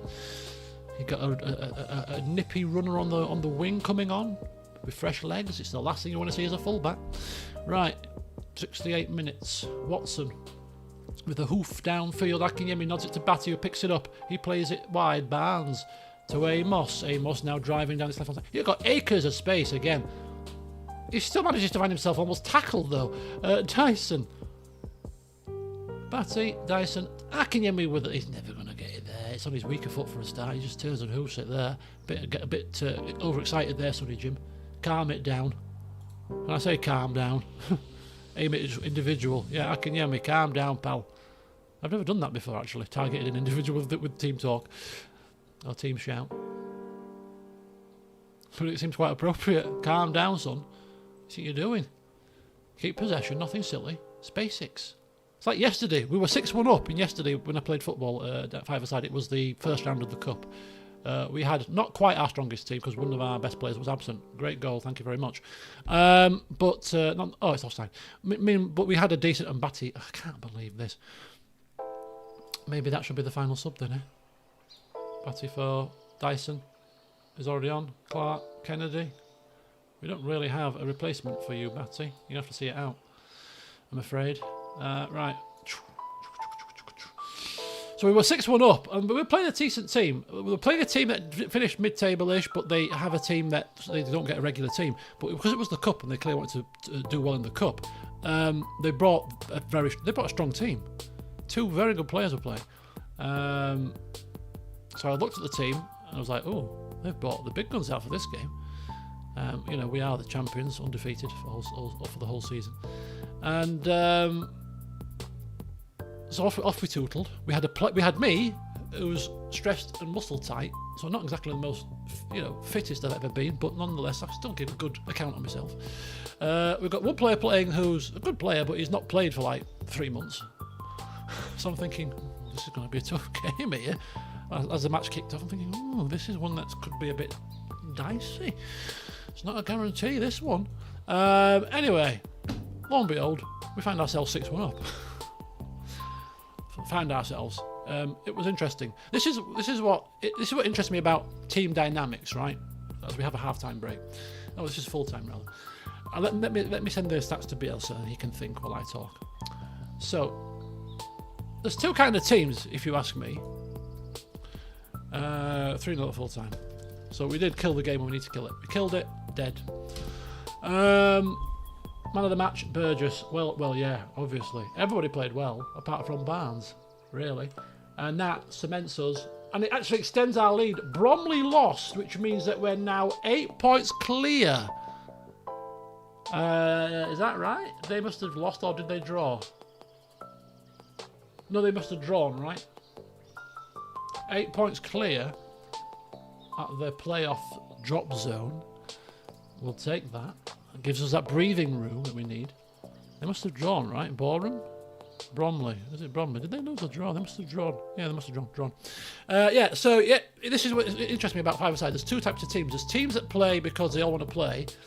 So if you bring a team of 7 people down, right, we'll rotate. We'll sub off every 5 minutes, and everybody subs off, even the best players. Which there's the way that we run our team, which is don't have any subs anyway, because we don't need them usually. But if we do have subs, I never come off. And historically, it's because I'm the best defender, and usually there's a player on the pitch that I have to mark, and if I come off, the whole shape goes to pot. So I don't tend to come off. And so the point I'm making is, you're playing top of the table. You've bought all your big guns to this match because you want to win, right? why won't you keep your big guns on the pitch? Unless, of course, they're tired, because, hey, you know, some people, 5-a-side is different to 11-a-side, and some 11-a-side players find themselves a bit out of breath after a few short sprints, you know, 5-a-side. But, yeah, they took off their two best, oh no, was it their two best players at the same time? Oh, they made us, the first set of subs, at least one of their best players came off, if not both of them, at the same time, leaving their 4 not as good players on. And one of our players said it, and I was thinking it was, make this count. Basically, that's what he said out loud. Make this count, because we knew the best players have gone off now all of a sudden. Stupid. We proceeded in the next 2 minutes to score 3 goals. So we were 3-0 up when they took their best players off. So by the time they came on, one of the players didn't even come back on. He was that demoralised. He was like, oh, I can't be bothered. No, get yourself on the pitch, they were saying. And then we proceeded to be 6-1 up. Now, the point I'm trying to get to here is we killed that game. And, you know, yesterday, I'm happy to kill games. I'm happy to play boring football. I'm happy to just kick the ball about, play it to the keeper, not play anything stupid, just keep it simple. We're 6-1 up. Even when we're 6-1 up, I'm not the kind of person you're going to see doing back heel flicks, fancy tricks, because they lead to mistakes that can lead to a goal. And sometimes the team scores a goal in 5-a-side, it leads to another goal. And then, suddenly they've got half a sniff. No, play it simple. No, we didn't. 6-4 it ended. 6-4. And even though we won, I was mortified. I'm like, how the hell has this happened? I'd rather win 1-0 than 6-4 as a defender. Bloody hell, I was horrified. Batty's injured for 2 or 3 days, thankfully. But that was a solid win. That was a solid win, Cham. You are quite correct. We did well there. So let's see what's next on the agenda. Who's next up for us? Away to Aldershot. We're at Aldershot. 19th. Winnable then. But our away form isn't glowing. So, you know, home to File, the former top of the table, who have now slipped to 3rd. But still having a good season, so they're not to be taken lightly. And then we've got the FA Trophy against Boreham Wood, on which we'll play a team which Biels decides he wants to play, because we're going to play a team now that's not necessarily a second string, because we're getting to the later stages. Right, anyway, plan for the rest of the week. So Tuesday is tomorrow. I'm playing football tomorrow at 6:30, which means there's going to be no stream, but I've got a session of Cyberpunk going up for you guys that I recorded yesterday. I just have to edit it and render it, which I'll probably do after the stream with a cup of tea and a couple of biscuits in my hand. Yes, sirree. And then Wednesday I'm playing football, because I'm not playing football Thursday, because we didn't put a team in the Thursday Cup, because I couldn't play Thursday because I was in Nottingham and they couldn't get a team together. So he pulled us out of the league. Pulls us out of the cup, which has never happened. I've played for this team for 15 years, near enough, and not once have we ever pulled out of a cup, ever. Such has been the shit show, pardon the French, that this season has been on a Thursday. Next season, however, different kettle of fish, hopefully, because we've got some very good players coming. Which means, hopefully, I can enjoy Thursday football again, because this season, Thursday footballs has added to my stress, I'm telling you now. Anyway, so the plan for the rest of the week is, yes, we will be footballing Wednesday instead, and Wednesday football is an hour-long kickabout, just as a casual kickabout with some friends. So I'm using that as an exercise routine and a bit of enjoyment, so I can play football without having to worry about winning all the time. I can just kick the ball about, do a few little tricks and have a bit of fun. So that's my plan for Wednesday. And on Wednesday, don't know what I'll bring to your screens. Maybe a session of Cyberpunk, maybe nothing. Might have a day off Wednesday. Thursday, Cyberpunk relaxing, chilled out, exploration style stream. The first of its kind. We'll be tapping into that, see how it goes, and that'll be Thursday's fun. And then Friday, it's the weekend, the usual weekend for me, which will be going to my friend's house, drinking, having a bite to eat, watching movies, and just having a generally good time. And then Sunday we'll stream some more Football Manager. There you go. There's the week ahead, Cham, in a nutshell. Anyway, there you go. Good to see you, Cham. enjoy the rest of your week and the rest of your evening. Hopefully see you for a stream or two later on in the week. But have a good one. Right, we have got Aldershot away. Another quick turnaround, as is common down in these parts. So one good thing about the Premier League, now that I've got Leeds promoted to the Premier League, and we're about 7 games in now, we've had an easier run in, so we've had all the easy teams. So we're currently we are top at the minute. Or are we second? I think it's after played 6. We've lost 1, drawn 2, and won 4, 5. So other teams have also not got off to the greatest of starts, so we just happen to be top. But we have played like Southampton, Derby, Southampton actually beat us, by the way. Stoke, another team that got promoted with us, and so we've played all. The toughest team we played was Newcastle, and we won that 4-3. It was a bit of a chaotic game. We won that, scraped that one through. It was a good result with their newfound fortunes. So yes, we are flying high. We are flying high. There was a reason why I was getting onto that conversation, but I've completely forgotten now. Forgotten. Why was I talking about that? This is old age now. It's Aldershot. Here we go. So we'll do this game, and then we'll do the next game, which means that they will end before the FA Trophy game. Oh. Okay, I forgot to read his summary of the 3-0 win. Burgess is becoming a monster. Batty and Young are controlling the midfield in the middle. Zeba has answered his red card properly. Batty is an injury concern. Not a concern, he'll be fit. Excellent game management. And we're 7th with 61 points. The playoff race is tightening, but this win keeps us right in it, within reach of the sides above. So we've got 61. Rochdale got 63. Halifax and Fylde both on 65. And Oldham on 67. Yeah, we could pass all of those with a good run. I'm thinking, where's the table? I'm thinking, if we can finish 5th, I mean, to be finishing 7th at this rate, given the up and down form, would be better than nothing. But I'm thinking if we can finish 5th, a good run of results here, like at the start of the season's level of run. Where was the start of the season? Yeah, this kind of run here would move us up a place or 2, surely. This run hasn't been horrendous, but we just need to come on, just a bit more wins. Come on, team. Come on, team. Come on, team. You can do it. Right. Oh, we didn't finish the scouting report. Yuck. Where are we? Recruitment, scouting, meeting, Woking opposition report. No, that's not right. Where's the scouting report? Oh, it's there.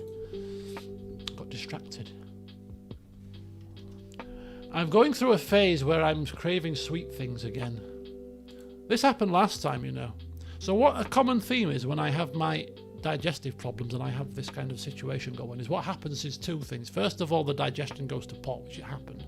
The second thing is I lose weight. So I was 12 stone 12 3 weeks ago. No, I was 13 stone, on the Thursday that I got back, the Friday after I walked to Robin Hood's Bay, which is when exactly the day that the Simpsons started, was that Friday. I stepped on the scales and I was 13 stone, which is the heaviest I've been since February. January even. So I was pleased to see that, because it means I've put all that weight back on that I lost quickly when I was going through it all. So I started with the problems, the digestive issues, and I got weighed a week later. So that was Friday just gone, and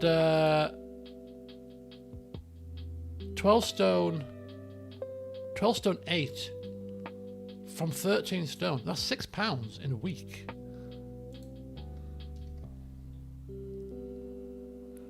Which is a fair bit. I'll just do this last little bit here. Anyway, I got weighed this morning and I'm I'm 12.9 now. So now when the digestive issue seems to be easing, which I can feel it's easing, the weight goes back on.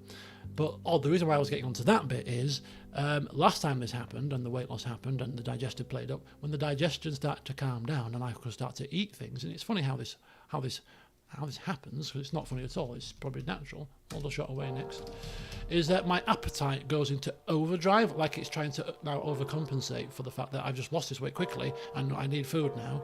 And I suddenly get the most rageous appetite on. And as part of that, it's ravenous sweet tooth.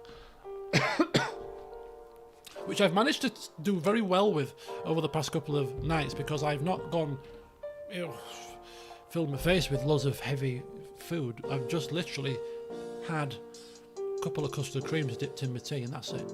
Just left it at that, just to get the sweet taste. And it has staved off the craving a little nicely without having to go too mad. Like, I'm having a custard cream, a slice of cake, a crumble, and I'll have it all because my digestion's back to normal, so I can. But yeah, so I'm currently I'm in a rageous appetite kind of mode, which is good.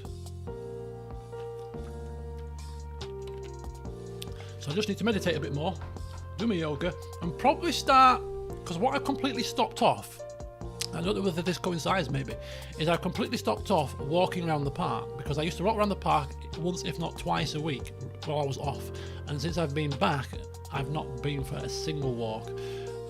I've not done any meditation hardly, so I'm thinking let's go back to those practices for a bit, because they might have helped. But anyway, right, here we are Aldershot away, and they are 23rd. That does not make the match easy, it makes the responsibility greater. This is one of those horrible fixtures, away from home against the relegation side after a big 3-0 response. If we are careless, it becomes Ebbsfleet all over again. We don't want that. Right, positive mentality. No pass into space, no counter. Everything exactly as it is. Right, what's the team saying? The team's going to be tired, but we'll see what well, we know his stance now. 83% is not too low for this man. So, financial upgrade, update. We've made a profit. That's good. We'd be in a decent position for next season, you know. I don't think we had a budget that big, or a bank balance that big at the start of the season.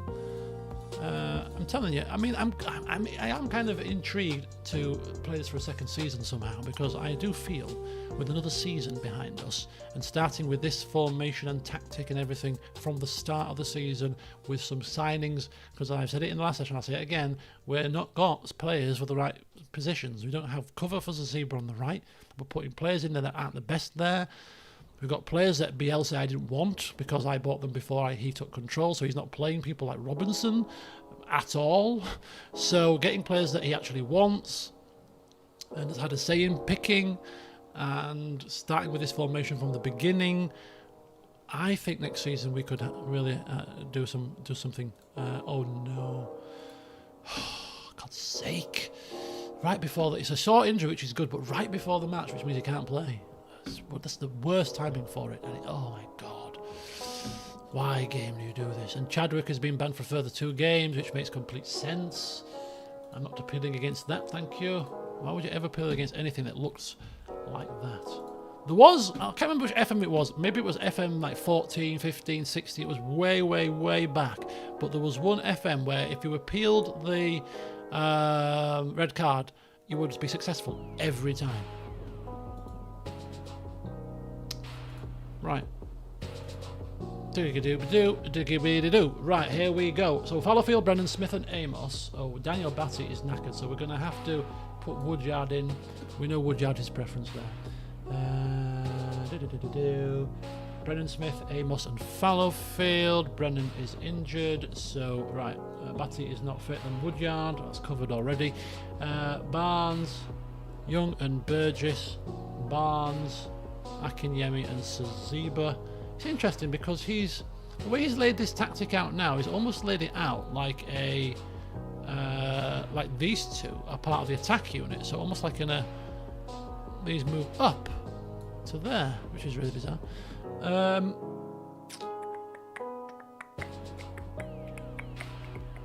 He's putting Fallowfield on support again now. Now Fallowfield isn't as unfit as he was last time around, but as soon as it worked in the last one, maybe he's just happy to use it again. He's not justifying why he's using it. Akinyemi's definitely starting. So Zebra put him on the support. Keeping him as attack. Bench, that's fine. If Battian would you out, Batty starts 7. Main attack threat, Young, blah blah blah. Yeah, defensive warnings, match. Okay, Brennan is injured. Just to tell him about Brennan. Bench is fine. Brennan is injured. I'm reckoning he's going to put. Well, we've got Cordner. We've got Howe, Cordner, Crooks. Any one of those really. Who do you go for? I go for Howe. Who would? I've been guessing right so far. I think it's going to pick Howe. Come on, Bielsa. Me and you're on the same page here. Crooks. Okay. Never mind. Not on this occasion, you're not, you stupid fool. Right. Crooks at right centre back. Fallowfield, Crooks, Smith, and Amos. Jiggity-boo. Right, if Batty's not fit, blah. Everybody else is fit, that's fine, and that's good. And we'll tighten out you. We'll press the wing backs this time, because they're the wide players. Sometimes closing these AMs down is also... It looks like it could be a problem. Right, there you go. Let's do it, team. Let's do it. We are away to Aldershot. This is a must-win match. We should not drop points against this. It's one of those old, typical banana skin games. A game that you're expected to win. A game that you should, on paper, win. But a game that's got the potential to trip you up when you drop points at it, because suddenly Aldershot become Barcelona. Yes, we've seen it happen. Their shape looks awkward as well. The managers shake hands here. Johnson giving him this crusher handshake. Crush you. To get one up on him. The mental games have started already. Yes, very muggy. My jeans are wet. My jeans are not wet. That's a bit of exaggeration. But you know when they're sticking to you, your clothes are beginning to stick. It's definitely muggy. Horrible. This is a horrible heat. Pyjama time very shortly.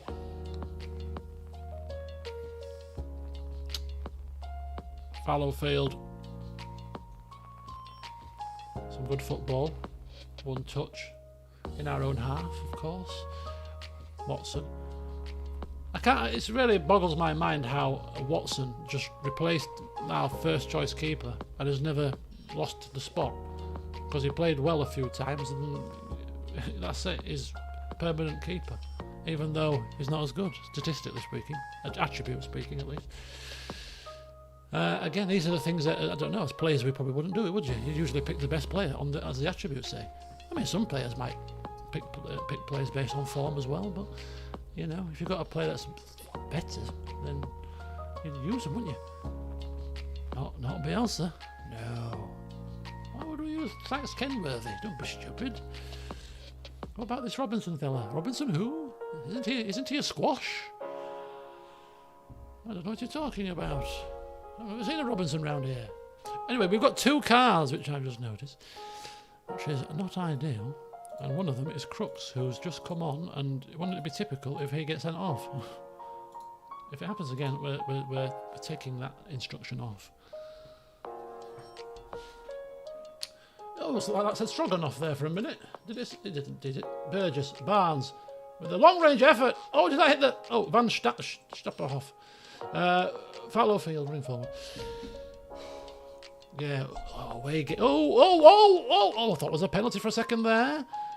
Amos on this left-hand side, driving down to the touchline, crosses it in. Akinyemi rising. It's difficult there. He was always kind of in the wrong position there. He was always need to be attacking the ball that way, not going away from it. But he got his head on it, so we'll let him off. Good momentum shown here. York seemed to be on top as the cross comes in, headed clear. And, ooh, tackled. Young in possession. Ball over the top. Beautiful chip. Akinyemi. Back to Amos. Great touch there. Beats his man. Takes his man out of action with a touch. They just loved it. I'd love to see that. Where one player's touch just totally wipes the player out. Not a skill, not a jink, not a flipping skill. You know, not one past him. But the way that somebody takes the ball and touches it in such a manner that it just, boom. The defender, whoever is trying to mark him, is just completely done because the touch was that sublime. I'd love to see that. Amos out to the right, Fallowfield. Acres of space on this right hand side. Acres. Young. Oh, that's onside, is that? Even I can see that with my eyes. Even I can see that with my eyes. That was definitely onside, and that was a fantastic goal. Fallowfield to Young. Young with a ball over the top to Barnes, who first time inside cross to Akinyemi. 1-0 on 27 minutes. Young with a ball over the top to, who was it to? Was it Barnes? To Barnes, I think it was Barnes, right? Who hits a first time cross on the volley to Akinyemi, who scores. We've moved up a position. We're moving up a position. If everything stays exactly as it is, which it's not going to do, obviously, but if it does, we move up a place. Amos to Smith with a long range effort. It rattles the bar. I'm sure that rattled the bar.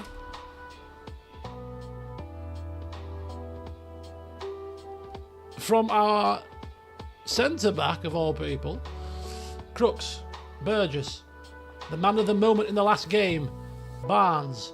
Cuts inside, Akinyemi, through ball to Saziba, great touch again, and he puts it wide there, could have done better, but yeah, York asks, once again, this is where we seem to be potent, there seems to be a pattern emerging here, and the pattern is, yeah, we're pretty much deadly when it comes to trying to close out a half. We try to put the teams to the sword. Another goal would do it. This is a highlight that looks like their highlight, which I'm not happy with. Come on, tackle, intercept, tackle, tackle, tackle, tackle. Come on, it's been all our highlights. Tackle, there we go. Barnes on this left-hand side. Barnes, don't lose it, don't lose it. There you go, there you go. Oh, he's twisting and turning. Smith plays it out wide to Amos. Is this our highlight? Whose highlight is this? Oh, no, it's tackled. Tetek. Oh, Saziba, Saziba. It's a shot. Yes! Saziba! Chaos ensued, but Saziba was switched on. Tetek, what a name. To Bland, who loose pass there. Saziba pounces on it, and he has a shot from outside the box into the bottom corner. The keeper looked a bit slothfully there, but we'll take it. It's 2-0 on the stroke of half time, and as I was just saying, that York seemed to be pushing towards this, towards finishing teams off towards the back end of a half. They did just that. 2-0 at half time. Saziba pounces on a loose back pass in defence. And let's give him the stats as well. Is this where we're going to? I reckon, don't forget, I am in Bielsa's mind here. I reckon he's going to say, keep things as they are until 60 minutes. And then at 60 minutes, turn down to standard. If it stays 2-0. Let's see if I'm right. Let's see. Let's test this theory. Am I a Bielsa AI disciple or not? Am I a disciple or not? Let's take a look at this.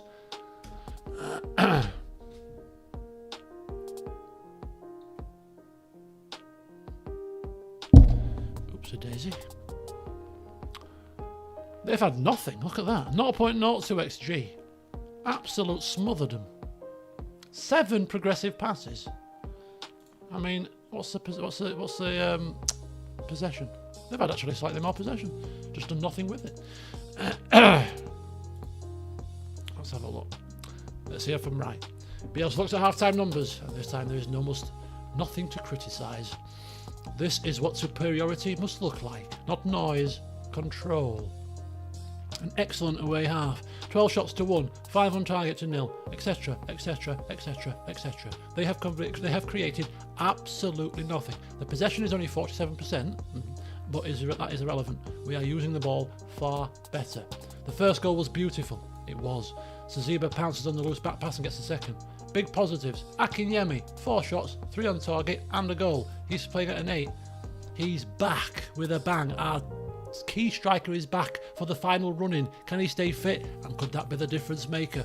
We shall see. Barnes is dangerous. An assist and a 7.7. Walker is still out, but Barnes is doing the job superbly. Saziba, his redemption continues. A goal and a 7.6 rating. After the red card issue, this is the right version of him. Pressing hard, making decisive attacking actions, No chaos. Amos is creating 3 key passes and paying on a 7.1. This is a good half. This is a good half. Do not instantly drop too deep. Stay positive. Around 55 to 60 minutes. If still 2-0, go balanced. Told you, didn't I? Didn't I say it? Didn't I flipping say it? Telling you, I'm his disciple. Right. We know the drill.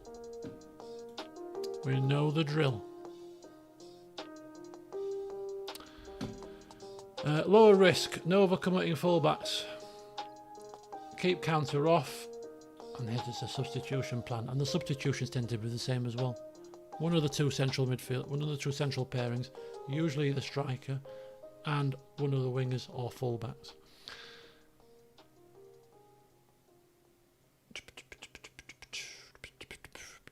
Did I change? I didn't, did I? Did I not put them on ease off? I did put them on ease off. I'm quite tempted to take Zaziba off instead and put Kennedy on the right, just to get the yellow card out of here. 60 minutes now. I'll give it till 65, and then we'll go we'll start to tweak a couple of things. And this is where they score now, isn't it? And put the pressure on out. They score, and they've had nothing all game. Oh, come on. Come on, team. Come on, team, now. Nothing silly. Nothing silly. Nothing silly!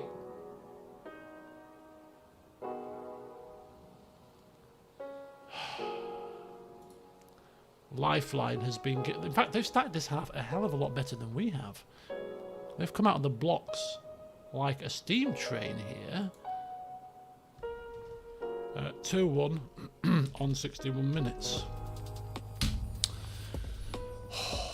Don't you just love a bit of drama?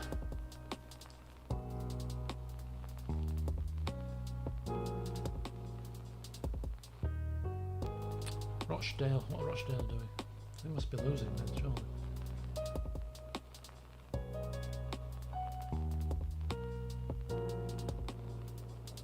Yeah, I think looking at this realistically, the best we're going to hope for is 5th. Looking at this realistically, you'll be lucky 8th if we're not pulling our socks up here. Right, this is a danger we flagged. We dominated the first half, but a 2-0 away lead is only safe if the team treats it like work still needs doing. Aldershot have now found belief. Do not panic. Go balanced. Okay. Remove counter if it's on. It's not on. Keep everything the same. Oh, shorter passing with boards. Yep. Okay. He wants Dyson on. So we've got Young or Burgess, depending on who is more tired. That would be Burgess.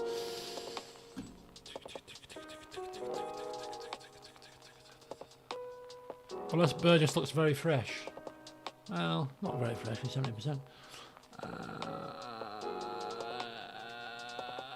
Kennedy for Zaziba. He's actually said it, he doesn't want any more risks to bookings. Akinyemi. Keep him on. Maybe change him towards the end if he tires. Alright, nothing about changing the tempo.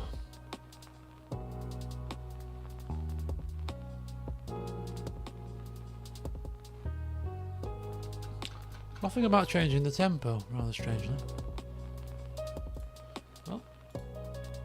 Well, we were dominant though, to be fair, so why would you change the tempo? It was working, so just keep it as it is, I suppose. Right, let's see what happens. A bit of stability. I mean, scoring another goal would be nice. Restore that two-goal lead. Amos with the corner here. Crosses it in. Akinyemi attacks it in the near post, but he can't get it on target. Ooh, Van Stappershoff. Oh, Young is pouncing on that one. Akinyemi. He's got a few men to beat, though. Barnes. Oh, he's found Dyson. Oh, whoa! I got to see that finish again. That was either a tackle or a very cheeky finish. Which one was it? It's not the right angle to see it properly. We need to change it. We need a different camera angle. I could change it myself, really. But was that a finish or a tackle? Oh, it was a finish. That's a little cheeky little side-footed finish. Calm as you like. Dyson strikes again. Or was it Burgess? I'm getting them confused again. I'm getting my Dysons and my Burgesses all muddled up. Right, I'm actually going to take the reins here, and I'm going to turn that down a bit, and that's it. Whilst they're playing, I will say it's now 3-1 on 73 minutes. Dyson put through, and a cheeky side foot finish. Boom. Let's see what he wants to do. You better talk quick, because I'm going to start this match again. You better talk quickly, Bielsa, otherwise the game will be finished. Crooks is still booked. He's only playing a 6.5. We could replace him, you know, for complete and utter safety. I'm quite tempted. He's not playing well either. I'm going to do it. I'm going to pull rank here. Stay balanced. Move counter.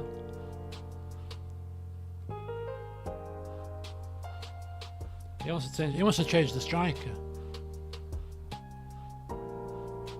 Oh, why? Be it on your head. If he gets booked a second time, be it on your head, Bielsa. I'm doing as you say. I'm not magically putting players on without your authority. Right, Young with a court with a free kick. Oh, Kennedy with a wild shot there. Just see this game out, team. See it out, please. Nothing dramatic, if you don't mind. We don't want to be giving them chances. Davies with a good pass there. Crooks, left-footed ball over the top to Davies, not it to Kennedy. Kennedy's tackled, and a ball is hoofed forward, but Smith is there to pick it up. Hoof squares it to Crooks, who plays a through ball to Woodyard. Woodyard then to Davies. Davies with a shot, and how on earth has he hit it there? Surely it's easier to hit the target. How on earth have you managed to miss so wildly there? Unbelievable. But this is a good result. A solid result. It was a game that we were expected to win. It was against a team that are in the lower echelons of the league, but we explained at the start that this was a potential banana skin, and at 2-1 it could have gone very south if we did not regain stability, but we did regain stability, and that means that the final score here at the recreation ground is Aldershot 1, York City 3. 3-1 at full time. There you go.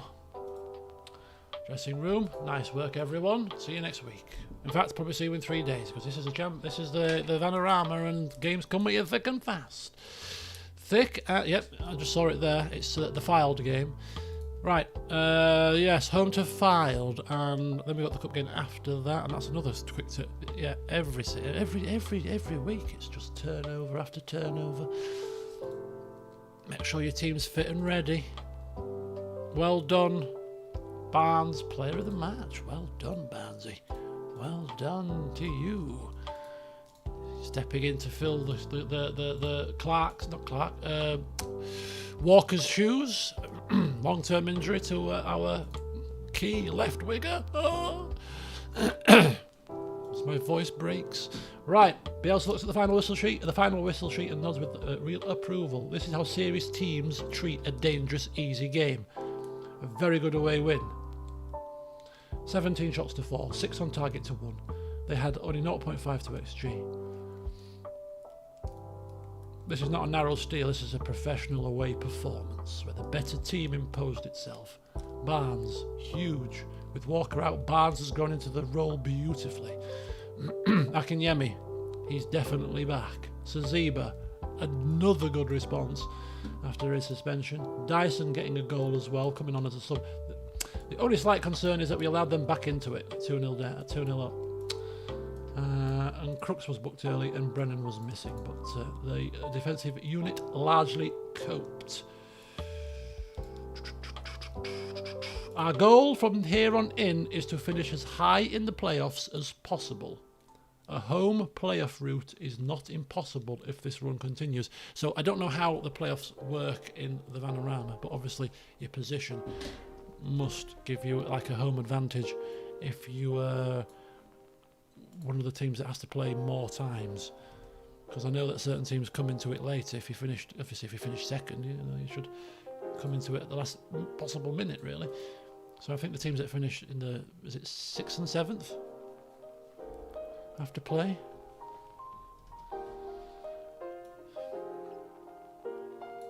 It's a bit of a strange one. What's that? That's rushing out tendency. That's work rate.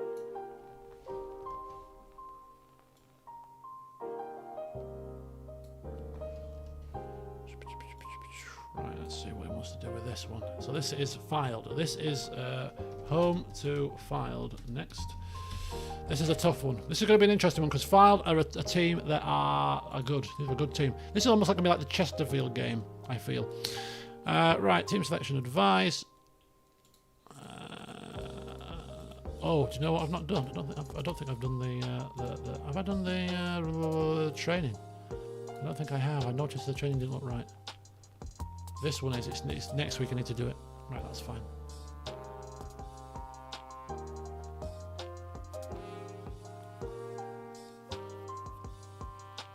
Yeah. When I touch my neck, all my neck muscles are hurting me. Right here. Oh, sore. Biels takes the filed report and immediately puts it beside the Aldershot one. This is different. Aldershot allowed us to impose. Filed will try to punish every opening we leave. Proper playoff caliber test. We could be playing them in the playoffs. Right. Positive.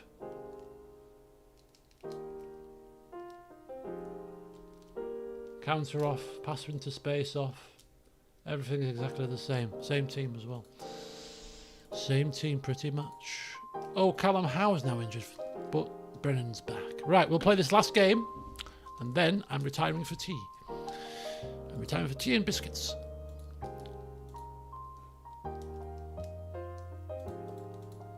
Okay. I think we've got most of our players back for this one. So we know what he's going to do. Brennan's going to come back in. Batty will be coming back in. We know this for certain. Players that are less than... Nope, nobody's going to be low enough for him to be bothered there. Right, Watson, Fallowfield, Crooksmith and Amos. Batty's back in. Young and Burgess, Barnes and Saziba. Akinyemi starts. If Batty is fit enough, he starts. Akinyemi starts. Barnes starts. Saziba stays. Burgess remains in the Mazzala role. Main attacking plan. Attack their weak. Defending. Where the half spaces. Let's go. Opposition instructions. Tight mark. And close down. And let's go. And let's keep our fingers crossed. If we can win this game, I reckon playoffs done. Draw. Still a bit teetering on the edge. A loss. We're in a fight. Right, we owe them. Revenge is always the one to go for. Nothing like a revenge story, is there? Go out there and kick their ass. That's all I need to say about that. I'm not as eloquent as Bielsa. What should we do, boss? Kick their ass. Okay, thank you. What more is there to say?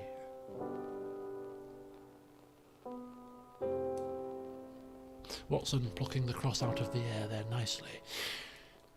Right, now we're getting to the game proper. And Burgess getting booked straight away here. Don't do it. Just chill. Out. Will ya? Sing Hosanna, sing Hosanna, sing Hosanna to the King of Kings. Is that a song? Praise Hosanna. It's a song that we sung at primary school. Saziba to Burgess. Burgess back to Smith. Smith squares it to Brennan. Brennan to Young. Young out wide to Saziba. Saziba driving. Puts the cross in. And that's well over. Like Barnes, that. Well over. Not known for his heading ability, our Barnsley, is he? Right, Barnes finds himself with the ball in a much more familiar position at his feet. Amos, Batty. Out wide, Fallowfield on the overlap here. He's trying to find the space to cross it in. He finds the cross. Akinyemi again, he's running away at that strange angle. I don't think I've ever seen, or very rarely see a goal scored when they're heading it from that kind of position. Another cross. And oh, Barnes, that was close. That looked close. Whizzing and just skimming the corner there. But York are pressing here. Barnes driving. Barnes back to Amos. Oh, was that intentional? I don't. What are you doing? Backheel it! Why didn't he backheel it into the goal? He had his back to goal, an open goal, and he passes it that way. Just backheel it. Oh, my chest is paining me. Don't make me move too much, please. Why didn't he backheel that? You're a professional yeah, they're not semi. They're professional footballers, these people. Regardless of the level. I had a backheeled it, and I'm an amateur. I've scored a backheel. Only the twice I've done it. It looks great when you do it in five-a-side. It's like because what happens is if you've got your back to goal and you're on the edge of the D, it's like, well, you can't really go anywhere, so just try backheeling it and see what happens. And if the keeper don't expect it, and that's what has happened twice. Right, come on, team. Come on. I can't believe that. That's really... Oh, that's... Oof, oof. We're not as dominant as we were in the game again. I think, well, actually, the stats do read pretty dominantly, don't they? We know that he's going to keep it the same anyway. We don't need to worry too much. But here we go now. Amos, he's got a bit of space on this left-hand side. Back post. Cross and Akinyemi does it in at the back post. And that's 1-0. That's 1-0 on 35. I'm tempted to keep on playing until midnight. It's like, as football manager people out there, you all know this. You get into a good run, you don't want to turn it off because you might ruin that good run. And we're in a good run here. This could be 3 in a row. Is it 3 in a row? Could, but yeah, I think it is. It's 34 minutes. Let's not get too excited. A cross. Who crossed it? Amos. Cross by Amos and headed by Akinyemi. 1-0. Oh, Akinyemi at the near post. 2-0 before half-time would have been grand, and that would have been in keeping with our theme of punishing teams right before half-time. Come on, come on! Oh, I thought it was going to do it for me. I thought it was going to prove me right, so that we could do it again and, you know, look really cool. Got to keep going till you lose. Hello, Malachite. Good to see you. And Stephen, good to see you too. I'm not seeing you for a little while, Stephen. Good to see you. Hope you're well. Am I going to stream the expansion for the... You're damn right I am. I don't think you'll have seen the start of the stream, so I'll show you now. Seeing the new Witcher expansion come out, is coming out, inspired me to buy this, the Gwent card game, the box, you know, the real life version. I bought it from Games Expo on the weekend. So yeah, I'm going to actually play through The Witcher and the DLCs off camera again about 6 months before. Give myself 6 months. 6 months before the expansion's due to come out, and then I'm going to play the expansion on camera. Of course I am. Of course I am. Can't wait for it. Can't wait for it. Right. I've already been listening to Witcher 3 soundtrack music today whilst I've been working. I'm working to music. Working to soothing music is a good place for me to be in. So every time I've logged on when I'm working from home, first thing I do is put on soundtrack. I've had Oblivion soundtrack, and now I'm on to the Witcher soundtrack, the Skellige soundtrack.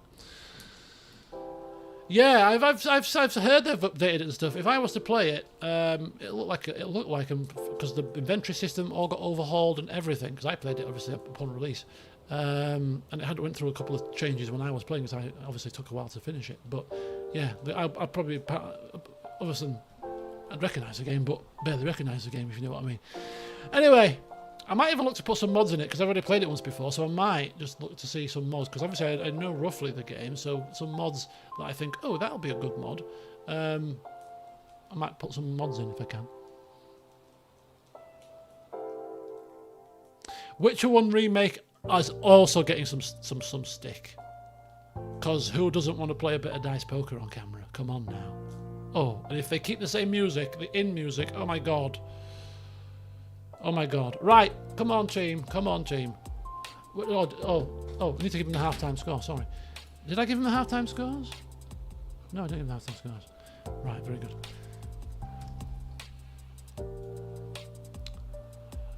Considering that this team that we are playing is fellow playoff rival, we're doing all right. I wouldn't say we're dominant, but we're shutting them out. We're doing more than enough defensively, and we've done just about enough attack-wise, but there's still room for improvement. 1-0 at half-time. Let's see how Biels assesses it. I'd assess it as controlled. I give it a solid 8 out of 10, maybe 7.5. But we need to be clinical. We need to be clinical. We had a chance there to, well, yeah. Okay, don't forget we've got which one. Oh, yeah, exciting times. All exciting times to add to my woes, because I don't get through games very quickly, and my list is ever growing. Ever growing. Jesus wept. And Bannerlord, sorry, is not going to be a short playthrough. But he also studies the half-time sheet and nods slowly. York 1, AFC filed 0 at half-time. Good half, not finished, but good. See, told you, about 8 out of 10, 7.5. 8 shots to 2, 5 corners to 1, 55% possession, 90% pass completion. We've had more final third passes, just about. Filed have had 0 shots on target. Excellent defensive control against a side with pace, crossing and finishing quality. Loose warning, still only 1-0. We have committed 8 fouls on Burgess's butt. That needs calming. Right, don't go balanced immediately, it's too early. Keep them pinned. For the first 10 minutes, yeah, go balanced after 60. And then substitute plans. Yeah, I think we're seeing a common theme here with these things, aren't we? With these tactical tweaks, follow a very distinct pattern. Yes. Just saying. Bielsa's message: the first half was control. The second half must be authority. Authority, it must be. Will it be? A second goal will be gratefully received. Right now, in fact, it's probably not now. It's too early to score now. Score in 60 minutes, please. Score upon request, if you don't mind. Score on 60 minutes, thank you.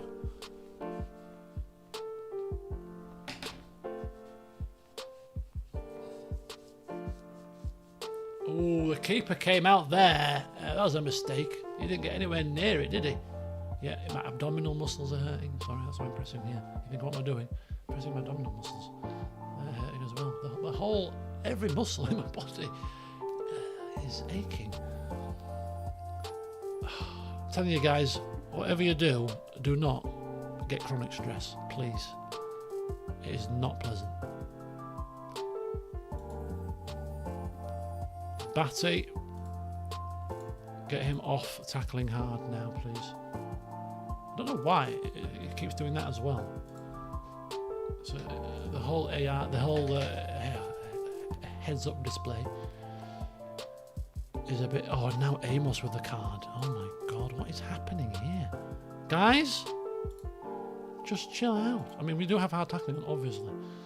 Right, let's see what Mr. Bielsa.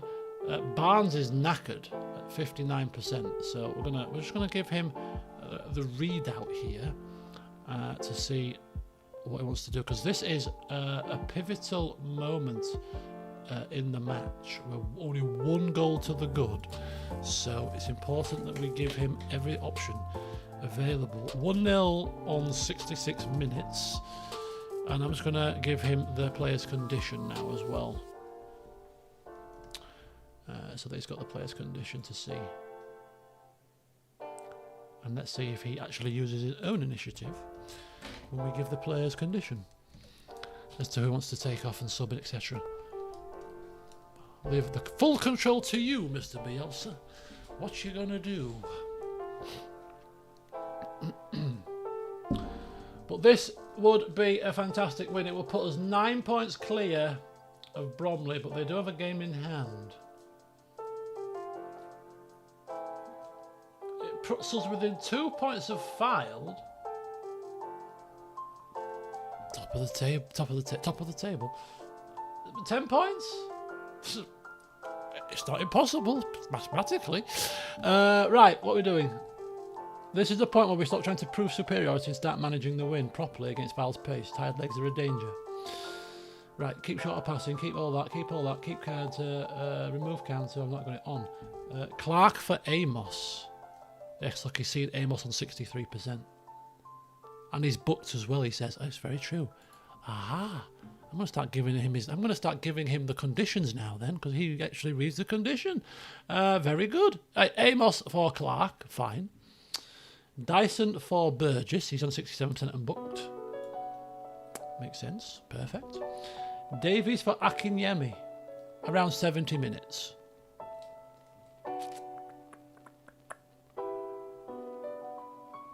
Again, he's still not saying anything about changing the tempo. Just keep everything as it is now. What positive? Were we supposed to go standard at half time?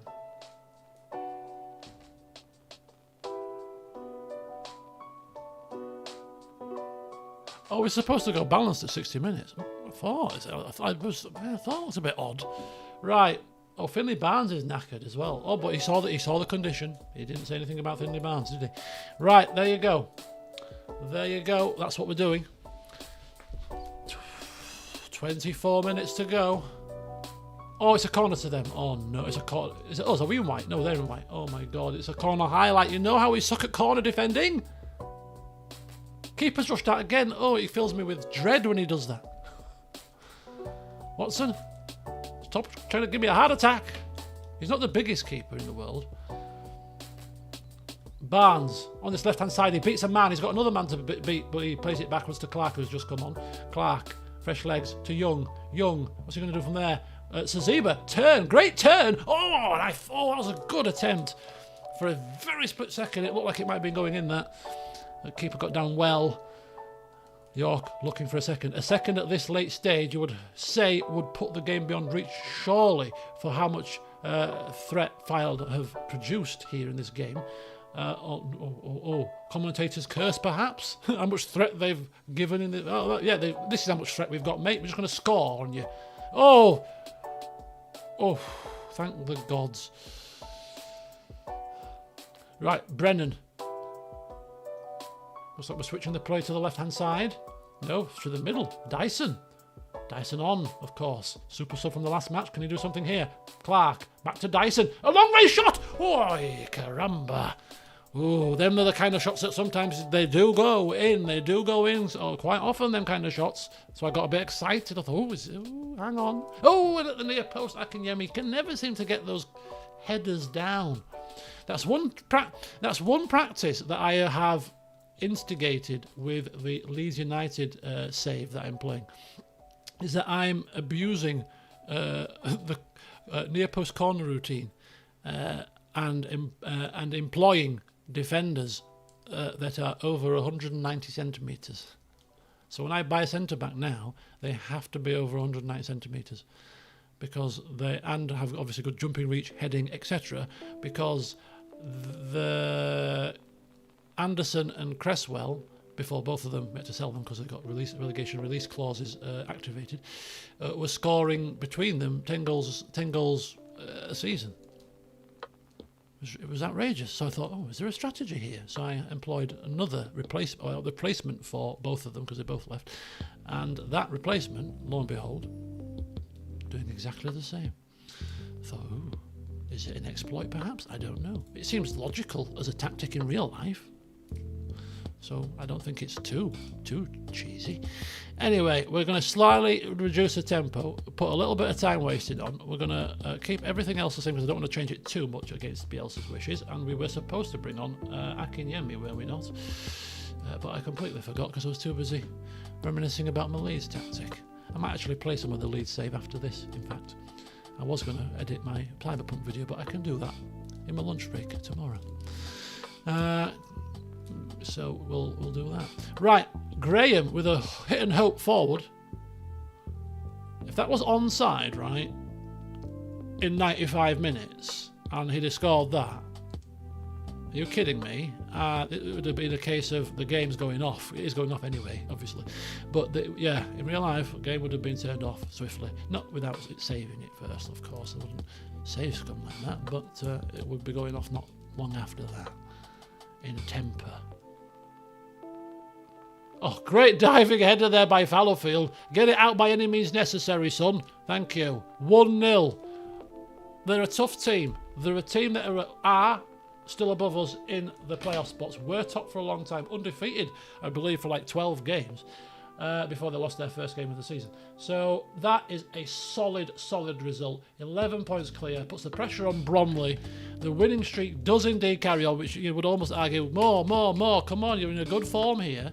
If it wasn't for that, I mean, we can all say if it wasn't for, can't we? But if it wasn't for that damn red card, we'd have beaten them because we held them in the first half with 10. We'd have at least picked up a point, but I think we'd have beaten them. 1-0 at full time.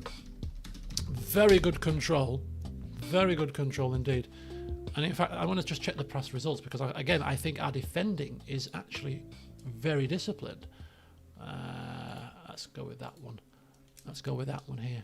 So let's go with that one. Anybody else playing after we've played? No. Bromley still need to play. We'll get to the next game. Fallowfield on form. We should praise his contribution. Right. So this is how things are looking as we leave it. We have the best goal scored record. Still, joint top with Oldham. 4th best goals conceded. I mean, that should put us top of the goal difference charts near enough. We're joint second. So, you know, this is why I'm still saying it.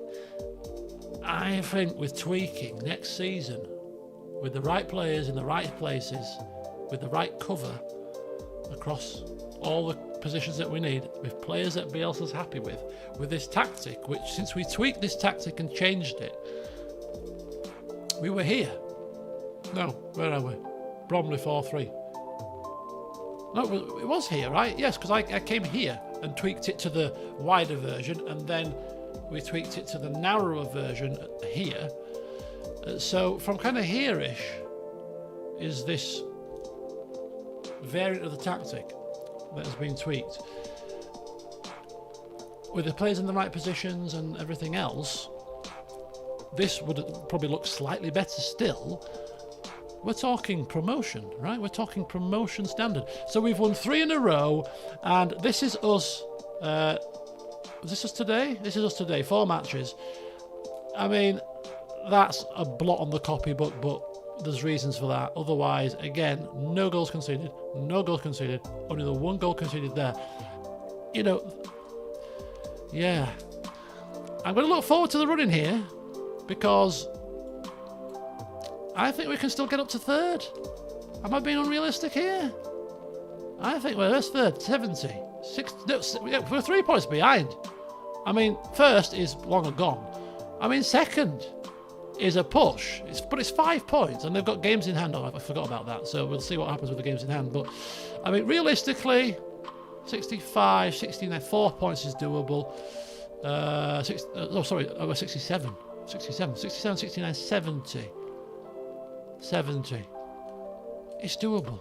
Anything's possible. In fact, teams can have massive crashes at the end of it. I've seen it where teams have been in 3rd and they've lost 4 games in a row at the end of the season. It happens, right? So anything is possible. Squeaky bum time and all that. It's usually your team that suffer with squeaky bum time in this game, I've noticed. But you never know. If we can keep our good form going and the teams above us have a wobbly bit of form, I mean, look at Oldham. Only 2 wins in 5. You know, look at Biels, 2 wins in 5. A bit of shaky, bakey. We can be up here. If we can get into the top 3, it gives us a significantly better playoff run. Second, ideal. Probably not possible. But how have Solihull? I thought, how have Chesterfield let this go? Let this slip? Solihull Moors. They're like predicted to finish 10th. I mean, how has this happened? Wow. Anyway, a bit over time, but I've really enjoyed myself this evening. I don't know if you can tell, but I'm in good spirits despite my health. But yeah, I've really enjoyed this. Next stream of this will be Sunday. We'll stream to the end so you can see every game, and we can enjoy the running, every blow, every yes moment will be captured as we try to surge up the table as best we can. I think we are looking up rather than looking down. I think we're fine. I think we're going to make the playoffs. I think it's up rather than how high can we finish rather than how low we're going to finish. And I'm thinking 4th. I'd be happy with 4th. Top 4 for me. I think that's a good season. It's a good season. And it'll be better next season. Because I'm going to figure out a way to bring a second season here. It'll be a side series, kind of recorded catch-up affair where I do the games off camera and maybe just give you sort of maybe 4 or 5 recorded sessions of how things are going, so that you can see. Because I'll be starting obviously Bannerlord then as well, and still playing Cyberpunk. But I do want to get a second season out of BLCI here. The more I think about it, the more it has to happen, because I think we can smash this Vanarama apart with Bielsa ball. Come on! Oh, we got Boreham Wood. I thought that was a league for a brief moment because they're below us, so if we can beat them. Have we got them to play, funnily enough, or did we play them recently? We've got them to play! Oh, away. Ooh, interesting. Right, anyway, I'll let you go now. I'm going to go get a cup of tea and play a few Leeds matches, I think. So, yes, Cyberpunk tomorrow and nothing Wednesday, and then Cyberpunk stream Thursday, and then it's the weekend. So have a good rest of the week, folks. Good to see you all, and hopefully I didn't bore you too much with my ramblings and random comments and all that kind of jazz. But yes, that's what happens when you go stir crazy, isn't it? Anyway, enjoy the rest of your evening, folks. Thanks for watching as always, and until next time, bye for now.